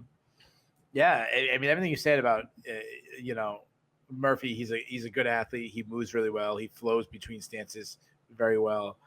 He's technically sound. I like his volume. Uses feints to set up his shots well.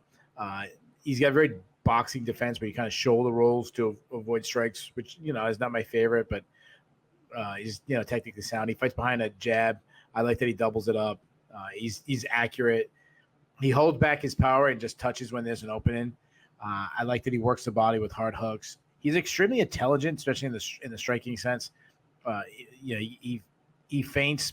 In his fight against Makhmud Amirkhani, like he feinted a punch to throw a knee to time, knock out Amirkhani because you kept shooting on him and timing things, just things like that, picking up time. Large kicking game, blast the body with kicks, especially from the opposite stance when he's going against the opponent. So if he's like southpaw and the opponent's orthodox, he's blasting the body or vice versa. Good calf kicks. He can wrestle. He's got a little bit, some sub game in him. He almost caught Tukhugov in a guillotine.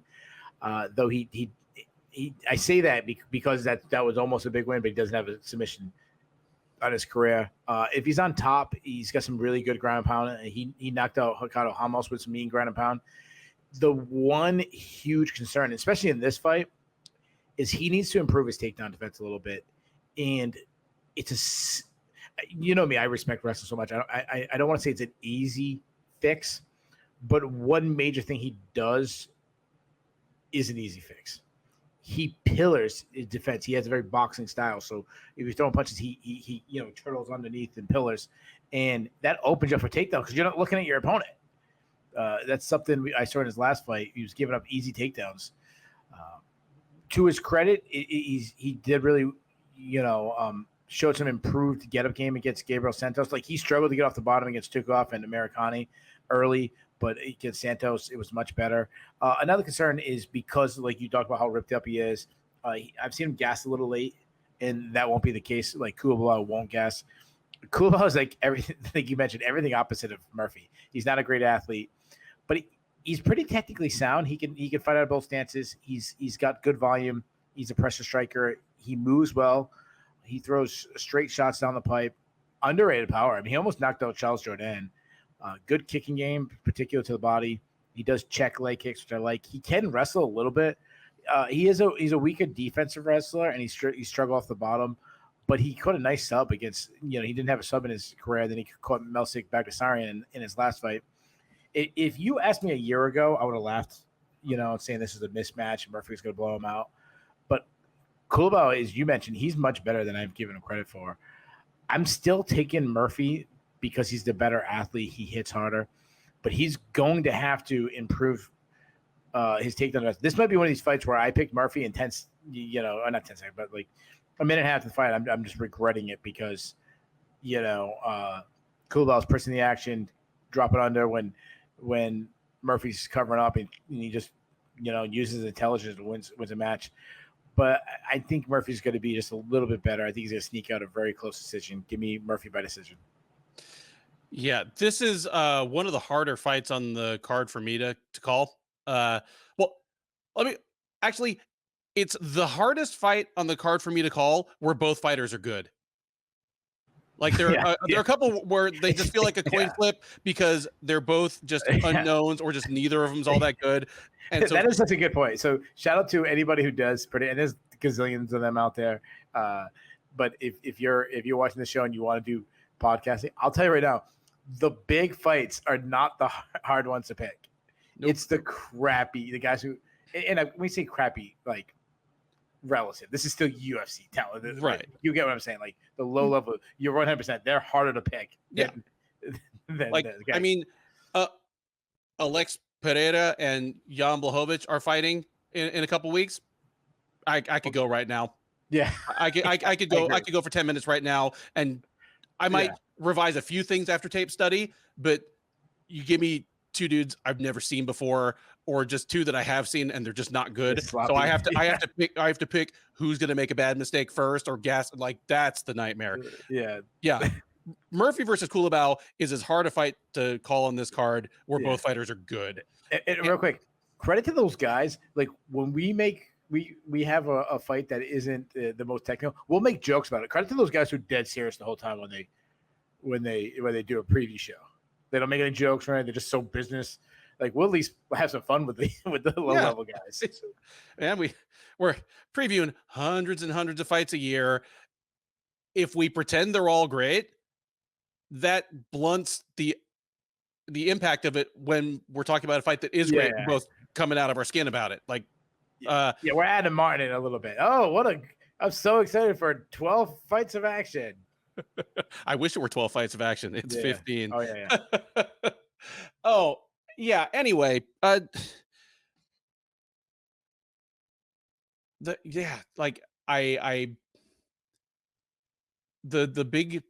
big question mark to me is if Murphy gets tired first, and if he does get tired first, is it early enough that Culibao can capitalize?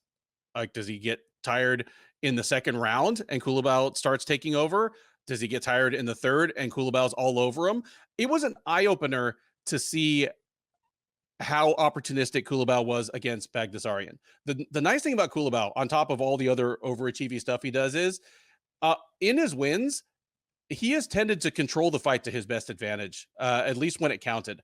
The first round of the Baghdasaryan fight, like, he hung around on the feet too much. He got hurt a bunch. He got hit to the body and to the nuts, which I guess are part of the body, but you know what I mean. But clearly came out for the second round knowing he needed to get the thing to the ground, and he did it. And once it was there, he took Baghdasaryan's back in a flash, got a nasty choke. It would really just take Murphy getting tired or making one or two big mistakes, and Culibao was all over him. In terms of the physical tools and the individual skills, Murphy is theoretically better everywhere, but a lot of those intangibles favor Culibao, and that feels weird to say about someone in Murphy who is still an undefeated fighter. I'm this close to picking Culibao to hand Murphy his first loss, but on top of everything else, if this goes the distance, I bet it's going to come down to like a couple of really close rounds. Like, I could see the second and third rounds being really close. And the fact that this is going to be in a deafening O2 arena can only help Murphy in that regard. If we're in the Apex, maybe I'd be more comfortable taking the slight upset here, but give me Murphy to win a close and perhaps even contentious decision in front of an ecstatic London crowd. The UFC Fight Night 224 main card powers on with a lightweight matchup between Jai Herbert and Fares Ziam. Herbert, the 35-year-old from West Midlands, is 12-4-1 overall. He is 2-3-1 since joining the UFC as the former Cage Warriors lightweight champ. He is coming off a draw. It was a majority draw against Ludovic Klein at UFC 286 back in March. Prior to that, he had not fought since last July when he took a unanimous decision over Kyle Nelson. That one was also in London. And his last fight before that was a second round TKO at the hands of Ilia Topuria that was also in London. So this will be his fourth straight fight in London. I'm not sure whether he's got visa issues that make him unable to leave the United Kingdom. But yeah, we're talking about four straight fights in England for Herbert. He'll look to get back in the win column here against Ziam. The 26-year-old Frenchman is 13-4 overall. He is 2-2 in the UFC.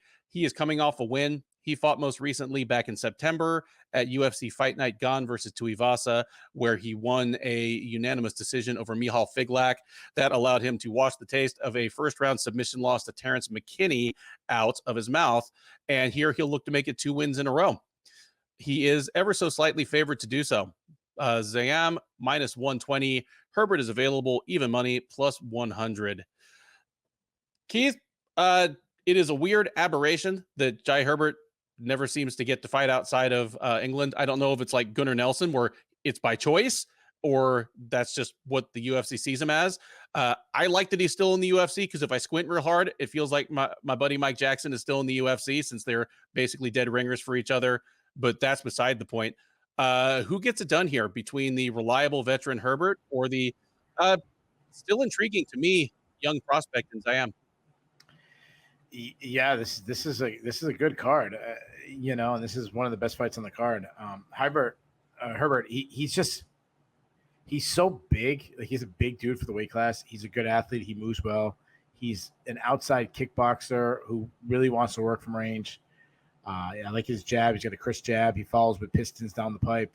I like when he gets inside, he looks for slicing elbows. He's got power in both of his hands. He dropped Francisco Trinaldo. He knocked out Kama Worthy. Good kicking game, especially his high kick. He does need to learn to check leg kicks. Kyle Nelson had success against him in that. He's an underrated wrestler. I like that he gets to the clinch. He looks for foot sweeps. He's got some good back takes. He's a good grappler. I like that he gets a body triangle, that he uses his long legs.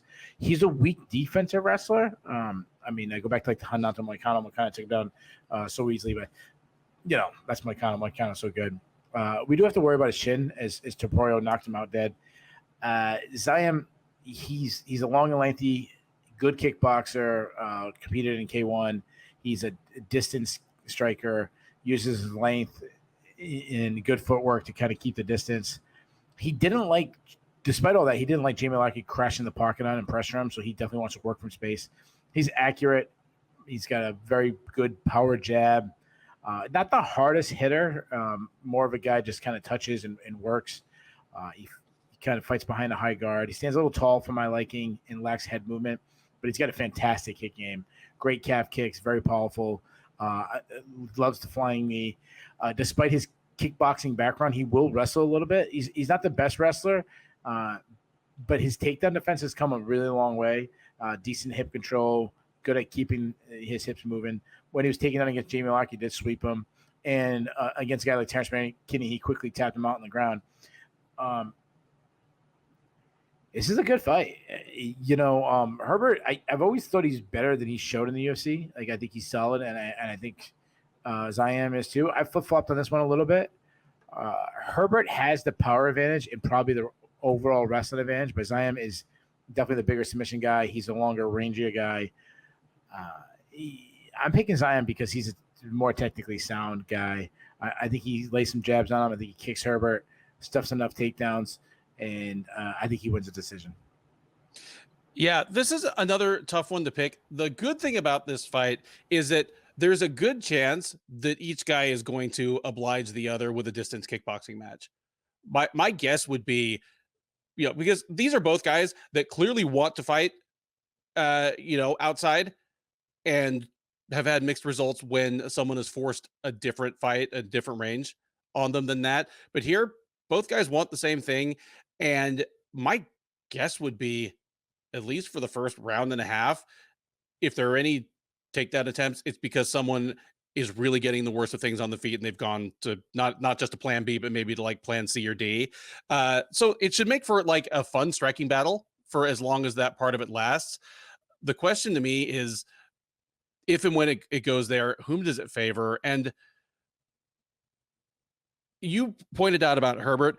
He's probably a better offensive than defensive wrestler. Of course, you could say that about 80% of British fighters. Yeah. I mean, when was the last time we had a really, really great takedown defense from a British fighter? Michael Bisping? No. Well, he had a good get-up game. He could be taken down, but he had a good get-up game. Maybe Leon Edwards. I mean, yeah, that's probably more offensive than I mean, his second fight against Usman was pretty good. His first fight wasn't, but second fight, maybe Edwards. Yeah, but I mean, by and large, like, England gives a lot of fighters where we're like, he's a surprisingly good offensive wrestler, but defensive wrestling still a liability. I agree with you that if they're striking at range, Herbert has probably the advantage in pop per strike, but I don't envision either guy getting hurt really bad by the other on the feet. It probably is going to feel a little point kickboxing like at range for as long as they decide to do that. If things go to the ground, it's a matter of who takes it there, and I don't know who it'll be, but I'm leaning Zayam here, same as you are. I could see Zayam mixing it up with takedowns as a strategic move at various points in the fight, where I think if Herbert does, it'll probably be because he got hurt. That makes me lean towards Zayam as well. I don't think we're probably seeing a finish here unless they get in some extended sequences on the ground and Zayam's better grappling comes to bear. But give me Zayam by decision in a pretty fun fight. Next up on the UFC London main card, if Bryan Barberena was really bent on trying his luck at moving up from 170 to 185 pounds, if he really thought that was the best remedy for his recent career woes, I think the UFC should have matched him up against fellow middleweight newcomer Paul Craig, just to give him a taste of what it could be like in terms of physical matchups. It is, of course, Paul Craig making his middleweight debut against Andre Muniz here. Craig, the longtime light heavyweight curiosity, then longtime light heavyweight fringe contender, on the back of back-to-back losses at 205 pounds, has decided to move down in weight. This will be his first try. As it is right now, he is 16-6-1 overall. He is 8-6-1 in the UFC. As I mentioned, he's coming off of back-to-back losses. Those would be last July against Volkan Oezdemir, where he dropped a unanimous decision, and then in January against Johnny Walker, where he was knocked out early in the first round. Prior to that, he had been on a 6-fight unbeaten streak that had seen him enter the top 10, and against all preconceptions, maybe be just another win or two away from the title picture. But he decided that he saw greener pastures down a weight class, and that's what we're going to see here. He'll be facing an established middleweight who is also looking for a bit of redemption in the form of Muniz. The 33-year-old Brazilian, 23-5 overall, 5-1 in the UFC since joining as a two-time veteran of Dana White's Contender Series. He debuted in the UFC back in 2019, promptly rattled off 5 straight wins, including an all-time eye-opener of a submission, snapping the arm of Ronaldo Jacare Souza, and fighting his way into the top 10, and within a fight or two probably of a title shot at middleweight, before running into Brendan Allen in the headliner of UFC Fight Night 220 this February. The resurgent Allen choked Muniz out in the 3rd round. So Muniz looking to bounce back here, looking to give Craig an unhealthy welcome to his new division, and he is favored to do so. Muniz is -200, Craig +170. Keith, I don't want to put you on the spot about a fight that we haven't previewed yet, Okay. but of the 3 notable weight division changes on this card, which is the worst idea? Barberena up to middleweight, Craig down to middleweight, or Julia Stolyarenko down to flyweight? Well, wow. I want to say Stolyarenko because she might die. Like she missed weight at 135 and like passed out on the after weighing in. Like she should move up to 145, not the opposite. But the point remains, like all 3 of them are just poor decisions.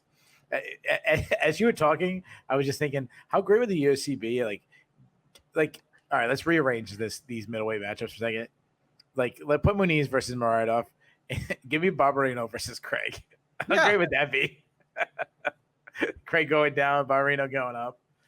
It's a bench stylistic matchup for Craig for sure.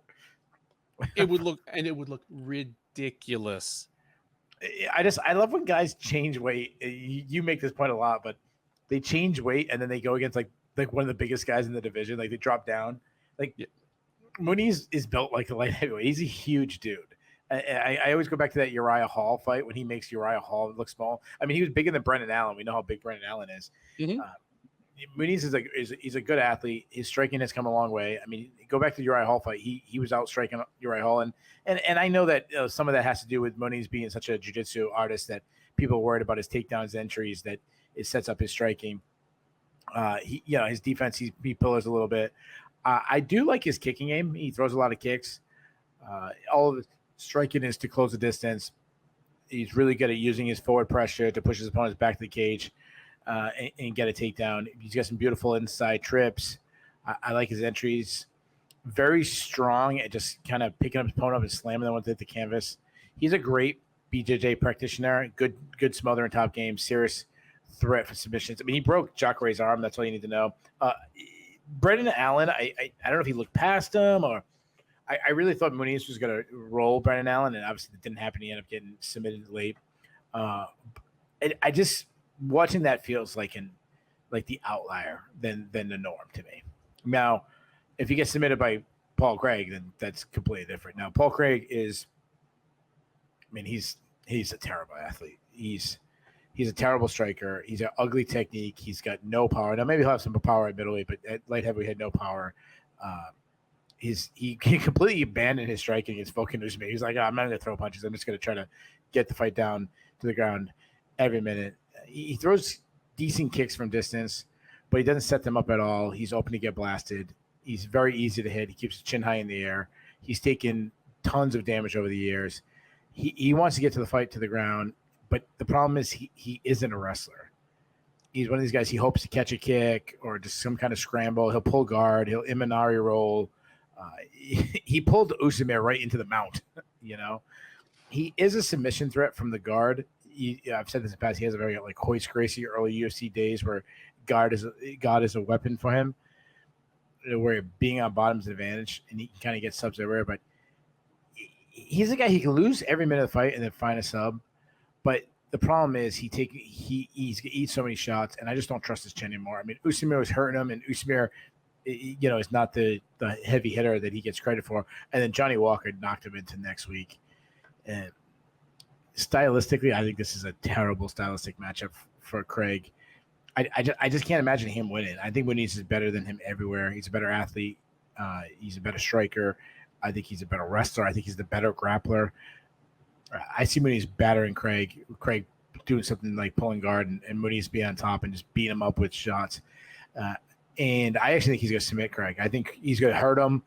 Craig's going to make a mistake, and Muniz is going to grab something, whether it's his throat, whether it's an arm. I see Muniz winning, probably pretty late, like third round submission. Now you said the better line, like what was it? You said like -200 or something. Yep. Is that what you said? -200. Yep. -200 plus 170. Yeah, that's not big enough. Nope. Muniz should be like -400. So this isn't a betting advice one, but like I love that line. Jump on that immediately. Like I would bet on Muniz at -200. Completely agree. And I mean, I said something similar about the Muradov versus Barberena fight, where I was surprised that the line was only as big as it was, just because. What was that one? Do you remember? I mean, that one was bigger. Muradov was like -275.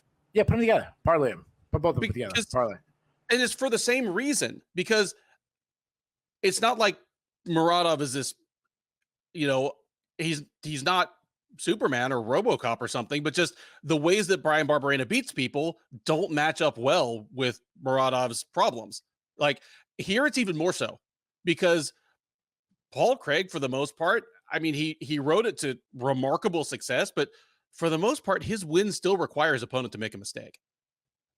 He will always have in his back pocket that he tapped out Magomed Ankalaev with 1 minute left in a fight, or 1 second left in a fight, where he had lost literally every minute of the fight up to that point. Same thing happened with Kennedy Zechikwu. Jamal Hill. Yeah. And you know what? That one, they run that fight 10 times. It looks like that once. Like the main problem is that the armbar attempt like jacked up Hill's arm. It's just, and I don't want to take away from him because Craig is one of our guys, like he's the guy that's been. He's fucking awesome. He's Paul fucking Craig. He's going in your Hall of Fame. Oh, absolutely. Hall of fucking awesome. He's awesome. Yeah, he fights in 2023, not 1993. It is cool that he's been able to make this style work. And really, light heavyweight and heavyweight are really the only divisions where somebody could have done this. I mean, he's in some ways, it's not an exact comparison, but he's the Alexei Olenek of light heavyweight, where just this style shouldn't be this successful, at this level, but it is. But here, this is bad because Andre Muniz is better everywhere. And there's no indication that he's going to make the kind of mistake or fatigue in the way that Craig needs in order to get that Hail Mary. Like, Muniz got tapped out by Allen, but it's not because he made a single mistake, and it's not because he gassed out. It's because Allen took it to him and just put on like a shockingly good performance. That was more about Allen looking great and Muniz maybe having an off night. That same version of Muniz that maybe had an off night against Allen still trucks Paul Craig. And here, I'm with you. Craig is now 35 years old. He's taken a ton of damage because his path to victory involves taking a ton of damage a lot of the time. And he's dropping 20 pounds that I don't know where he's going to find it. So now you have to worry even more about his chin. I think this is probably over quickly. Craig has just kind of shut down when he doesn't like the power he's getting on the feet. You mentioned the what's his name? The Swiss guy, the Volkan Oezdemir fight. I think Muniz comes out, puts hands on Craig. Craig his hands and feet are so slow, even at 205, that people could always get inside on him. I think Muniz crashes the pocket, busts him up with punches. Muniz probably takes him down at will, shucks off a triangle or armbar attempt, and starts hurting him on the ground. I think this thing is over in a round. Whether Muniz just pounds him out from guard or pounds him out until Craig turns his back and then jumps on the submission, I think this thing's over quickly. Give me Muniz by first round TKO. Third from the top at UFC Fight Night 224 is a featherweight matchup between Nathaniel Wood and Andre Fili. Wood, the 29-year-old London native, is 19-5 overall. He is 6-2 in the UFC. Worth noting that he is 2-0 at featherweight. He fought early on at 135 pounds, made the decision to move up to 145, and since then he is perfect with back-to-back unanimous decision wins over Charles Rosa and Charles Jourdain. He had been scheduled to fight on the last London card, UFC 286, in March. He was supposed to take on his countryman, Murphy, in fact, in what would have been a weird case of the UFC smashing two of its best prospects in the same division together. But the gods would not have it. Wood, ironically, cut himself wide open on some wood. There was some unprotected edge of molding or something near one of their mats. He gave himself a horrible gash that forced him out of that fight. He's now healed up. He is back, and he has what, according to the odd makers at least, is an easier assignment in the form of Fili. 33-year-old American is 22-9 with 1 no contest overall. He's 10-8 with 1 no contest in the UFC. He's coming in off of a win. He took a split decision over Bill Aljo back last September at UFC Fight Night Sandhagen versus Song. Prior to that, he'd had a pretty rough run, so he is back in the win column, wants to stay that way, is a moderate underdog to do so. He is plus 150. Wood is out there around minus 190. Keith, Nathaniel Wood quietly climbing the ranks in his new division. Yeah. Do you see serious legit upside for the, what is he, 29-year-old in this new division? And how do you think this fight goes? Hey, the prospect, 29 years he's old. Why take a nickname that is not going to age well? Yeah, the young assassin. Meanwhile, the man's like 44 years old right now and hadn't assassinated anything but a buffet in about 8 years. Yeah. I've seen him at Ponderosa a couple times. That's why there are no Ponderosas in Louisiana now. Yeah, that's it. That's why they're all in Michigan, getting away from the young assassin. I like Wood. He's looked really good at moving up to 145. He's looked faster at 145. He is undersized, but his speed is there. He's a very composed, accurate striker, very crisp. He does things differently when he strikes. Like, he's a guy who leads with his power right hand, which is rare. Like, his first punch is his power right. He avoids shots with shoulder rolls. I like his teep kicks up the middle. He mixes punches and kicks together well. You go back to the Charles Rosa fight. He destroyed Charles Rosa with calf kicks. Underrated wrestler. He likes to get like body lock, looks for trips. He also can shoot through the hips on the outside. Some slick BJJ game. We've seen that. He's a submission threat. He has 5 subs on his record. But this is a true test. Andre Fili is, beating Andre Fili is always, a good test for anybody. He's a counter striker that can fight at both stances. He's technically sound. He feints well to set up his counter strikes. He's got some fast hands. He also has a crisp jab. He's a guy that does really well to. He can strike while backing up, and his fade back counters are like the best part of his game. He's a bigger guy for the division. He has some plus power, really good kicking game, especially his high kick. He loves that Robert Whitaker dipping to one side, throw the high kick on the other side. Team alpha male guy, so he can wrestle. Not the best top control, and he isn't a submission threat, and he struggles to get off the bottom. Guys like Sadiq Youssef and Bryce Mitchell had some success holding him down, but he's opportunistic. He'll get a takedown to win rounds and stuff. But you have to worry about his chin. I mean, he was recently knocked out by Joe Anderson Brito, so I know I sound like a broken record, but this is another good matchup.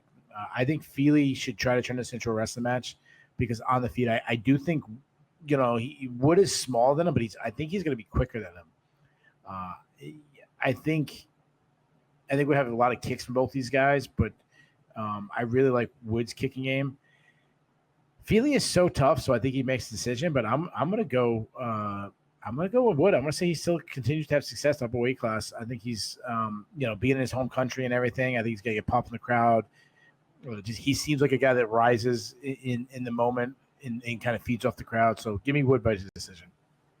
Yeah, I would love to be able to pick out like scenarios or avenues where you might be wrong, but mostly because like I like rooting for Feely. Like it's cool that he's been in the UFC for as long as he has and has, kind of stuck around. He's actually made incremental improvements over the years, but just all the most likely outcomes really favor Wood here. I have liked that in the last couple of years, Feely has become more willing to turn to his wrestling. He's always had, I don't want to say underrated, just underused wrestling. And, maybe 5 or 6 years at Team Alpha Male at this point have made him more willing to turn to that. But here, that's not going to make him any more likely to win this fight. Wood is one of those rare Brits where like the takedown defense is actually pretty solid as well. Yeah, just I expect Wood to win a workman-like decision here where the fight is contested mostly on the feet and he's just faster and has more pop and is able to navigate Feely's reach advantage without too much trouble. And yeah, the workman-like decision where he just wins 30-27. All 3 rounds are individually competitive, but there's no question who's in charge of the fight. But the crowd at the O2 Arena just makes it sound like he just won whatever sporting thing is important to British people. The co-main event of UFC London is a women's flyweight matchup between Meatball Molly McCann and Yulia Stolyarenko. McCann, the 30-year-old from Liverpool, is 13-5 overall. She is 6-4 since joining the UFC as a former Cage Warriors flyweight champ. She lost her last time out. She appeared at UFC 281 in New York, where she was completely dominated on the ground by Erin Blanchfield on the way to a first-round submission. Prior to that, she had been on a 3-fight win streak, including 2 spinning back elbow knockouts, one of which was on the short list for Sherdog's knockout of the year last year. In fact, it might have won. I don't remember. But yeah, her spinning back elbow of Luana Carolina. But those 3 wins in a row, 2 of which actually were all 3 of them. At least the last 2 were in the UK. Transformed her from a reliable action fighter with a hard ceiling into one of the UK's most popular active fighters. The competitive side of it came to a crashing halt against Blanchfield, but there's no question that stepping back into the O2 Arena on Saturday, her star power in front of the British crowd will be undiminished. She'll look to get back on track competitively against Stolyarenko. The 30-year-old Lithuanian is 10-7-2 overall. She is a dismal 1-4 in the UFC since joining as a former Invicta Bantamweight champ. Her last fight was actually contested at a planned catch weight of 140 pounds. She was pounded out late in the first round by Chelsea Chandler. Her only win in the UFC in 5 tries was first round armbar of Jessie Clark last July. Aside from that, it's been all bad news for the woman from Lithuania. She's going to look to right the ship here, but she is not favored to do so, to put it mildly. McCann is minus 350, Stolyarenko plus 250.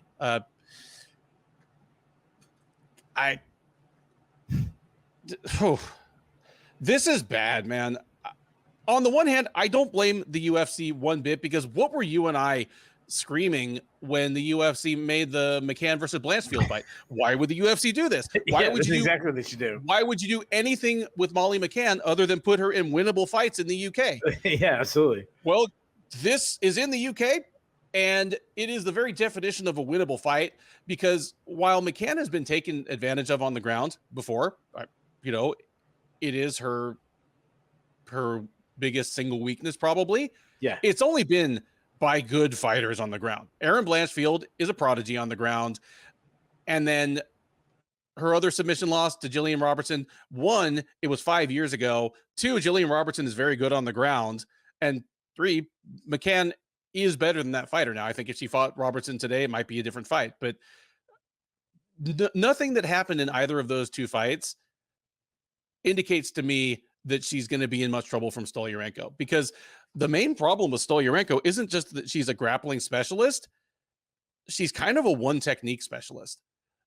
She doesn't have the positional acumen of Blanchfield, where once they were on the ground, there was nowhere for McCann to go. Yeah. Blanchfield, at any moment, you could have paused it. Blanchfield knows the three ways McCann can go. She has an answer for all of them, and McCann was just doomed. She doesn't have the acumen of a Robertson, where Robertson was able to chain from one submission to the next, take McCann's back and choke her out. Stoliarenko has arm bars with precious little setup. She punches hard, but to me, kind of punches ugly. Does not have a takedown game. Like, she's not terribly athletic, and she's got the Mackenzie Dern takedown game of where if she really wants to take you down, she just kind of runs at you bent at the waist and tries to run you into the fence and hope something good happens. And not even as good as Dern in those situations. At 135, she was big and strong by the standards of the division. She should presumably still be that at 125. But that comes up against the other problem. I don't know how she's going to look at 125 if she's going to make it at all. No.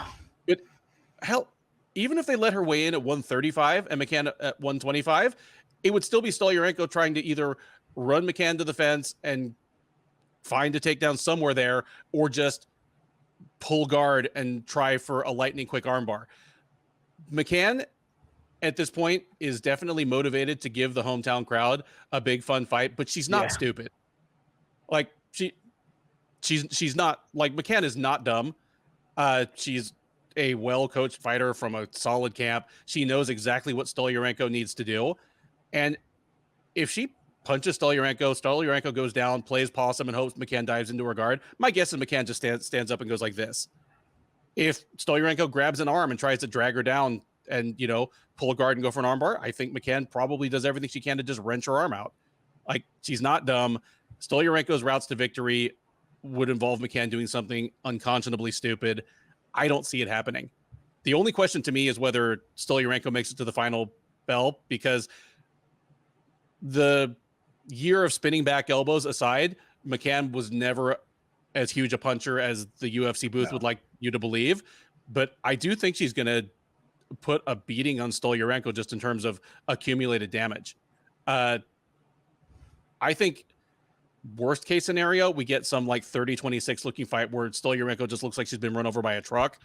More likely would be a TKO stoppage in the late rounds, as Stoliarenko probably gasses due to the huge weight cut. I hope McCann doesn't just go out there heedlessly looking for another spinning back elbow knockout, because that's the one thing she could do that might give Stoliarenko a chance to get the fight to the ground on her terms. But I'm not guessing that happens. Give me McCann. I'm going to say second round TKO and a pretty bad drubbing along the way. Crowd goes wild. Yeah, I'm not mad at the UFC for making this match at all. This is exactly the fight. Like, this is fantastic. Put her on the co-main event in London. Someone finally listened and did the right thing. I'm looking forward to Molly McCann's entrance. Like, I love that in big moments. I love the character that she is. It's a lot of fun. You just want to see how fat Patty Pimlet's head is behind her. Like, yeah. I love the crowd singing and all this stuff. I love Molly as a person. I've interviewed her a couple times. I ran into her, like, besides like doing the media things in New York last year when she fought Erin Blanchfield. I ran into her like in the hotel and different places a couple times. We chatted every single time. She's a wicked cool person. Like, even though she's just, she was the peak of her popularity, she still seems pretty like way down to earth. As a fighter, she's okay. Like, I disagree with the betting line. Like, would you say negative 350 or something like that? Yeah, she's minus 350. Stolyarenko plus 250. Yeah, I don't think there's not many people in the UFC that she should be that big of a favorite over. I think the line should be much closer. Not much closer, but should be closer. Well, I definitely think she should be the favorite, but she's got good output. She fights at a nice pace. She's better on the feet than I thought. She's pretty athletic. She appears to be getting a little faster. She can fight out of both stances. I've said it before. All her crazy movements. It's a little bit of like a Clay Guida thing going on, where it's difficult for her opponents to pick up her timing. She darts in and out.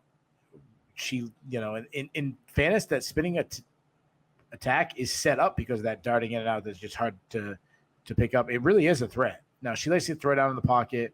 She used to be a brawler. She got some power shots. She really sits on shots. I do agree that she's not the power punch that they make her sound to be, but she can crack a little bit. She's improved her defense, against like Luana Carolina. Like she moved a little bit better, harder to hit. Talia DeSantos did destroy her with T kicks up the middle. Not that that's Stolyarenko's game. She will close the distance and use her strength to wear down her opponents in the clinch. I don't think she will do that against Stolyarenko. That's not what she want to do. But she's pretty good in close quarters. She can wrestle a little bit, but she definitely isn't a wrestler. She's a weak defensive wrestler. I mean, she was taken down by Laura Procopio like 7 times, which is not a good look. Taken down by Talia Santos. Both those fights have, it's been a while since that. But Aaron Blanchard smoked on the ground. But Aaron Blanchard was smoking everybody on the ground. Yeah. Recently, so that loss doesn't look too bad. But if you put her on the back, she really struggles to get back up. But to her credit, she's going to go hard all 15 minutes. And if Stolyarenko, the weight cut affects her, I don't know if she's going to make weight. I hope she does, but that's just really surprising she's going down on weight. She's a weak athlete. Stolyarenko's a bit of a brute, a little flat-footed. She does have good output. She has a very herky-jerky Keith Jardine style. Where she wants to brawl, throw looping shots. She has decent pop. Again, I don't know if that'll translate down in weight, but she does well to keep her base underneath her. She marches forward, lands shots. She didn't like the pressure. She wants more movement forward. She didn't like the pressure of Chelsea Chandler. Fairness, Chelsea Chandler's a huge woman, much different. Like, it's a much different fighter than Molly McCann at this point. She drops her hands. She's one of the ones she trusts her chin a little bit too much. She's one to eat a shot to land one of her own. Some of that's because she lacks head movement. She will step in the pocket and throw down. Her kicks on the mat. She's got a pretty decent arsenal of kicks, but mostly she likes to use pressure, throw a Superman punch, something to close distance, get to the clinch, where she'll grind inside. She was successful against like Yana Kuniskaya, just grinding, in the clinch. She does well to damage with knees and elbows in there. She will shoot for a takedown, but she's not great at it. Like, she'll keep shooting and diving in and getting and she's good at getting herself stuck underneath and eating shots as she's diving desperately for takedowns. No, she has I don't want to say strong grappler because she has a bit of she plays BJJ off her back. She tosses up the same submissions. She looks for armbar too, but to her credit, she's good at that armbar. She gets it from weird angles. She's willing to pull guard to get it down. She'll Imanari roll. She's very Paul Craig. If Paul Craig only went for arm bars.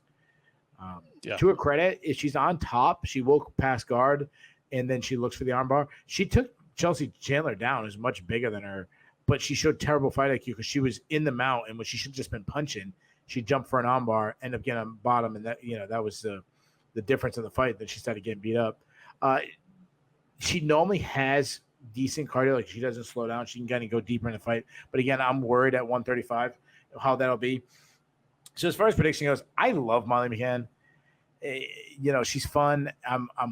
I'm hoping to have that moment and the crowd going crazy, the bear going crazy. She does something spectacular. But again, she shouldn't be this big a favorite. And I agree with you that she hasn't been submitted, on the ground in a while. But in fairness, if you go through her record, who she's faced, she hasn't really faced any ground specialists. She hasn't, she faced Hannah Goldie, and she faced. I'm talking about the ones that she won. I'm not talking about the people she lost to. I'm talking about She beat Hannah Goldie. She beat I'm delaying as I'm pulling up her record. I'm trying to think who's the Luana Carolina. Carolina. Carolina's like a long and lengthier fighter. Ji Young Kim. Staralenko's the best ground fighter. She's better than the girls that she's beaten recently. That's what I'm saying on the ground. Mm-hmm. So, with that said, I'm going with the upset. Oh, I'm going to say Staralenko gets it down. I'm going to say she does something crazy. I think she's going to hit that armbar. I'm going to say she armbars. I'm going to say Molly McCann is so tough. Molly McCann her arm breaks, and Staralenko wins by a broken arm. We have someone in McCann that has already chosen to nap rather than tap. Like in front of that hometown crowd, I could see who. Well, I mean, that would be twice in 2 years that the crowd gets real quiet. I always pick Staralenko. I love her. I always pick her. I love her. All right. And what round did you have? First round. Man, I cannot wait to see this fight because this is, I mean, about as differently as we've called a fight, but I'm the super square here. I'm the one picking the 3.5 to 1 favorite. I haven't one of those shows where I pick like 9 upsets, but this is not up there. But this I picked a lot. I had one where I picked like 9 out of 12 or something. But you're at 4 and I'm at 3. But all right. I mean, none bigger than that. But the cool thing is, we've only agreed on one upset. All right. One or the other of us has picked like 6 upsets so far. This is the card where they goes 15 for 15 favorites across the board. We almost had that at UFC Vegas 77 until the main event. It was straight chalk. Thanks, Holly Holm, for ruining that for us. With that, we come to the main event of UFC Fight Night 224, a heavyweight matchup between the returning Tom Aspinall and perennial top 10 contender Marcin Tybura. Aspinall, the 30-year-old Manchester native, is 12-3 overall. He's 5-1 in the UFC. That 5-1, of course, represents him coming to the UFC as a standout from Cage Warriors, ripping through his first 5 opponents, barely breaking a sweat, even as he busted into the top 15 with first-round finishes of people like Sergey Spivak and Alexander Volkov.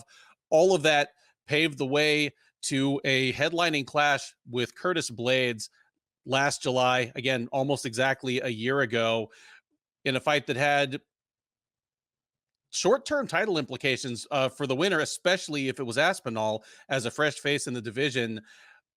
That, of course, ended in disappointment for all involved when Aspinall suffered a severe non-contact knee injury just 15 seconds into the fight.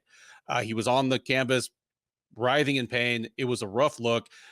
It turned out to have been a pretty complete destruction of his knee. He had a torn medial collateral ligament, torn meniscus, partially torn anterior cruciate ligament, required surgery. He's been rehabbing for a full year, and he returns to the very arena where it took place a year ago. This time, instead of facing Blades, he'll take just the slightest step down, but still very much a top 10 fixture in the form of Tybura. 37-year-old Pole is 24-7 overall. He is 11-6 in the UFC. He has won 2 in a row and 7 of his last 8. But since dropping a unanimous decision to Alexander Volkov back in October of 2021, he's put up back-to-back decision wins over Alexander Romanov, which was last August, and Blagoy Ivanov this February at UFC Fight Night, Lewis versus Spivak.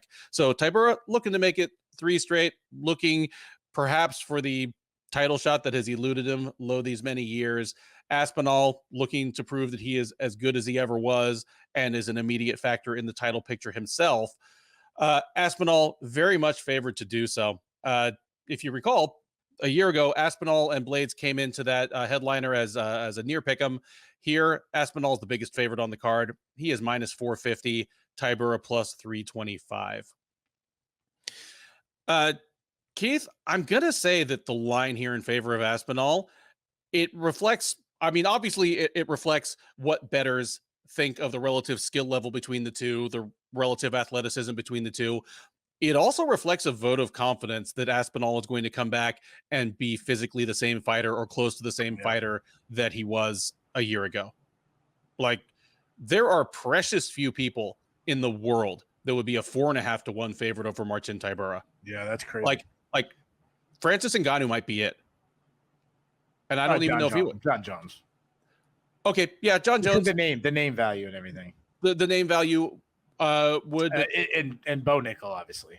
Well, Bo Nickel, obviously, even if Nickel had to wear like leaded shorts to get over, 205 pounds to, you have to weigh in at 207 to yeah.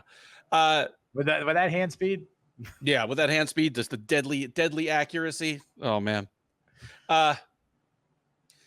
Yeah, so there's a certain vote of confidence that, yeah, Aspinall, we think he's that great, and we think he's going to be as good as ever. I love this fight as a test of Aspinall's. It's very appropriate. It's not insulting. Like Tybura, again, he's won 7 of 8. He's been a top 10. He's very good. And he's good in a way that is an appropriate test for Aspinall, because Tybura is very well rounded by the standards of heavyweight. He's a pretty good offensive and defensive wrestler. I would say his single strike power is probably the only thing he has that's below average. Aside from that, he's a big bodied guy. He's a good wrestler. He throws enough volume. He throws a pretty good variety of strikes. He throws in combination pretty well for a heavyweight. At 37, by heavyweight standards, he's probably just dead in his physical prime. And he's proven that he has the gas tank to go at least 15 minutes, win or lose, since he's done so many, many times. Like, if Aspinall is the guy he was, he has multiple avenues to victory against Tybura, and it'll be interesting to see which one he follows. Aspinall, obviously, he's a grappler first. I mean, his dad was the jiu-jitsu instructor at Team Kaobon until he finally went, and I believe he's gone and formed his own gym at this point. But, Aspinall grew up in what was probably the best gym in England throughout those years. He's a prodigious grappler, and he's rare at heavyweight, for at least pre-injury, having elite athleticism to make it go. For a guy as big as he is, 6'5", 255 pounds, just to be as light on his feet as he is, as fluid as he is really rare. Like, there's just not many people who move like that at that size. Like, it's kind of Cyril Gane is the other one that comes to mind. And Aspinall just appears to have a much better, he obviously has a much better ground game, and maybe a little more of a functional mean streak for MMA. He's a good offensive wrestler. He's good at getting the fight to the ground when he wants to, how he wants to, in positions that favor him. Like, he's run over decent fighters on the ground really quickly. And he's a good striker as well. Fast hands, good power. His striking is probably helped a bit by the constant threat of the takedown. Here, I'm betting that Aspinall is good as he was before, or close to it. And if that's the case, I mean, he's in a spot where he's probably just coming into his physical prime now. He probably, there's every chance he could have better power than he did a year ago, because, he's been off of training, but that's really just, he, spent 6 or 8 months where, he couldn't maybe do as much leg work as he wanted to, or the kind he wanted to. There's every chance he's stronger everywhere else. I think he probably hurts Tybura on the feet in the opening couple of exchanges. I think he's going to be able to take Tybura down when he wants to. I think he'll just be able to shoot in, get on Tybura's hips, scoop him up and dump him down. And Aspinall's the kind of guy that's real good at dumping someone down and landing right in like a loose half guard that he advances immediately, or just landing right inside control. And from there, Tybura is super tough. He's a very physically strong guy. He's good at surviving, but I think Aspinall takes him down in the first round, probably chips away with ground and pound until Tybura either just covers up and gets pounded out, or turns his back, and then it's going to be over pretty quickly from there. Give me Aspinall by first round submission. O2 Arena comes absolutely unglued. And there's something else for John Jones to think about.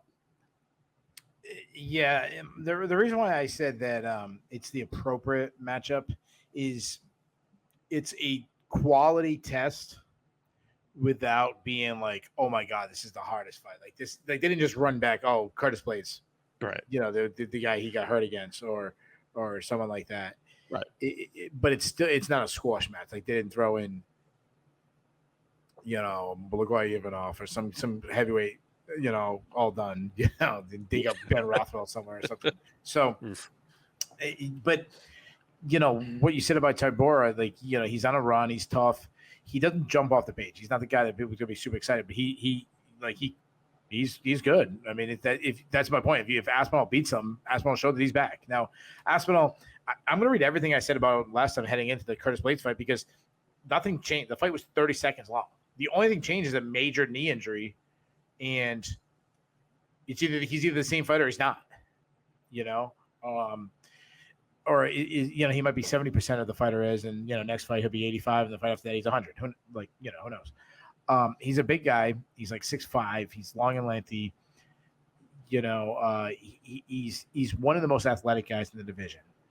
You know, it's what I said stood out to me about Steven Miocic during his rise. He moves well. He's athletic. You know, he's quick. He's light on the feet. He moves, you know, well. Again, all these are question marks because he's all about athleticism. Does that hold up with a knee injury? He can fight at both stances. He's well-rounded, very quick twitch boxer, accurate strikes, power in both hands, mixing takedowns really well with his striking. Some super slick grappling. I mean, he beat the brakes off against Sergey Spivak with ground and pound, which, by the way, like, how well has that win aged? You know, he quickly subbed Andrei Arlovski, quickly subbed Alexander Volkov, another fight that has aged pretty well. So he's super good. You know, we're talking about well-rounded heavyweights. Him, John Jones. Like you know what I mean? I'm saying, we're like, what is he better? Is he a better striker or is he a better grappler? I don't know. Like that's my like. Here, I just want to throw out a quick stat about wins aging well.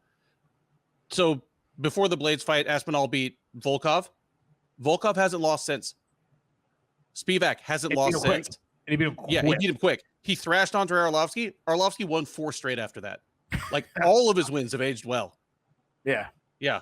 Yeah. That's a good point.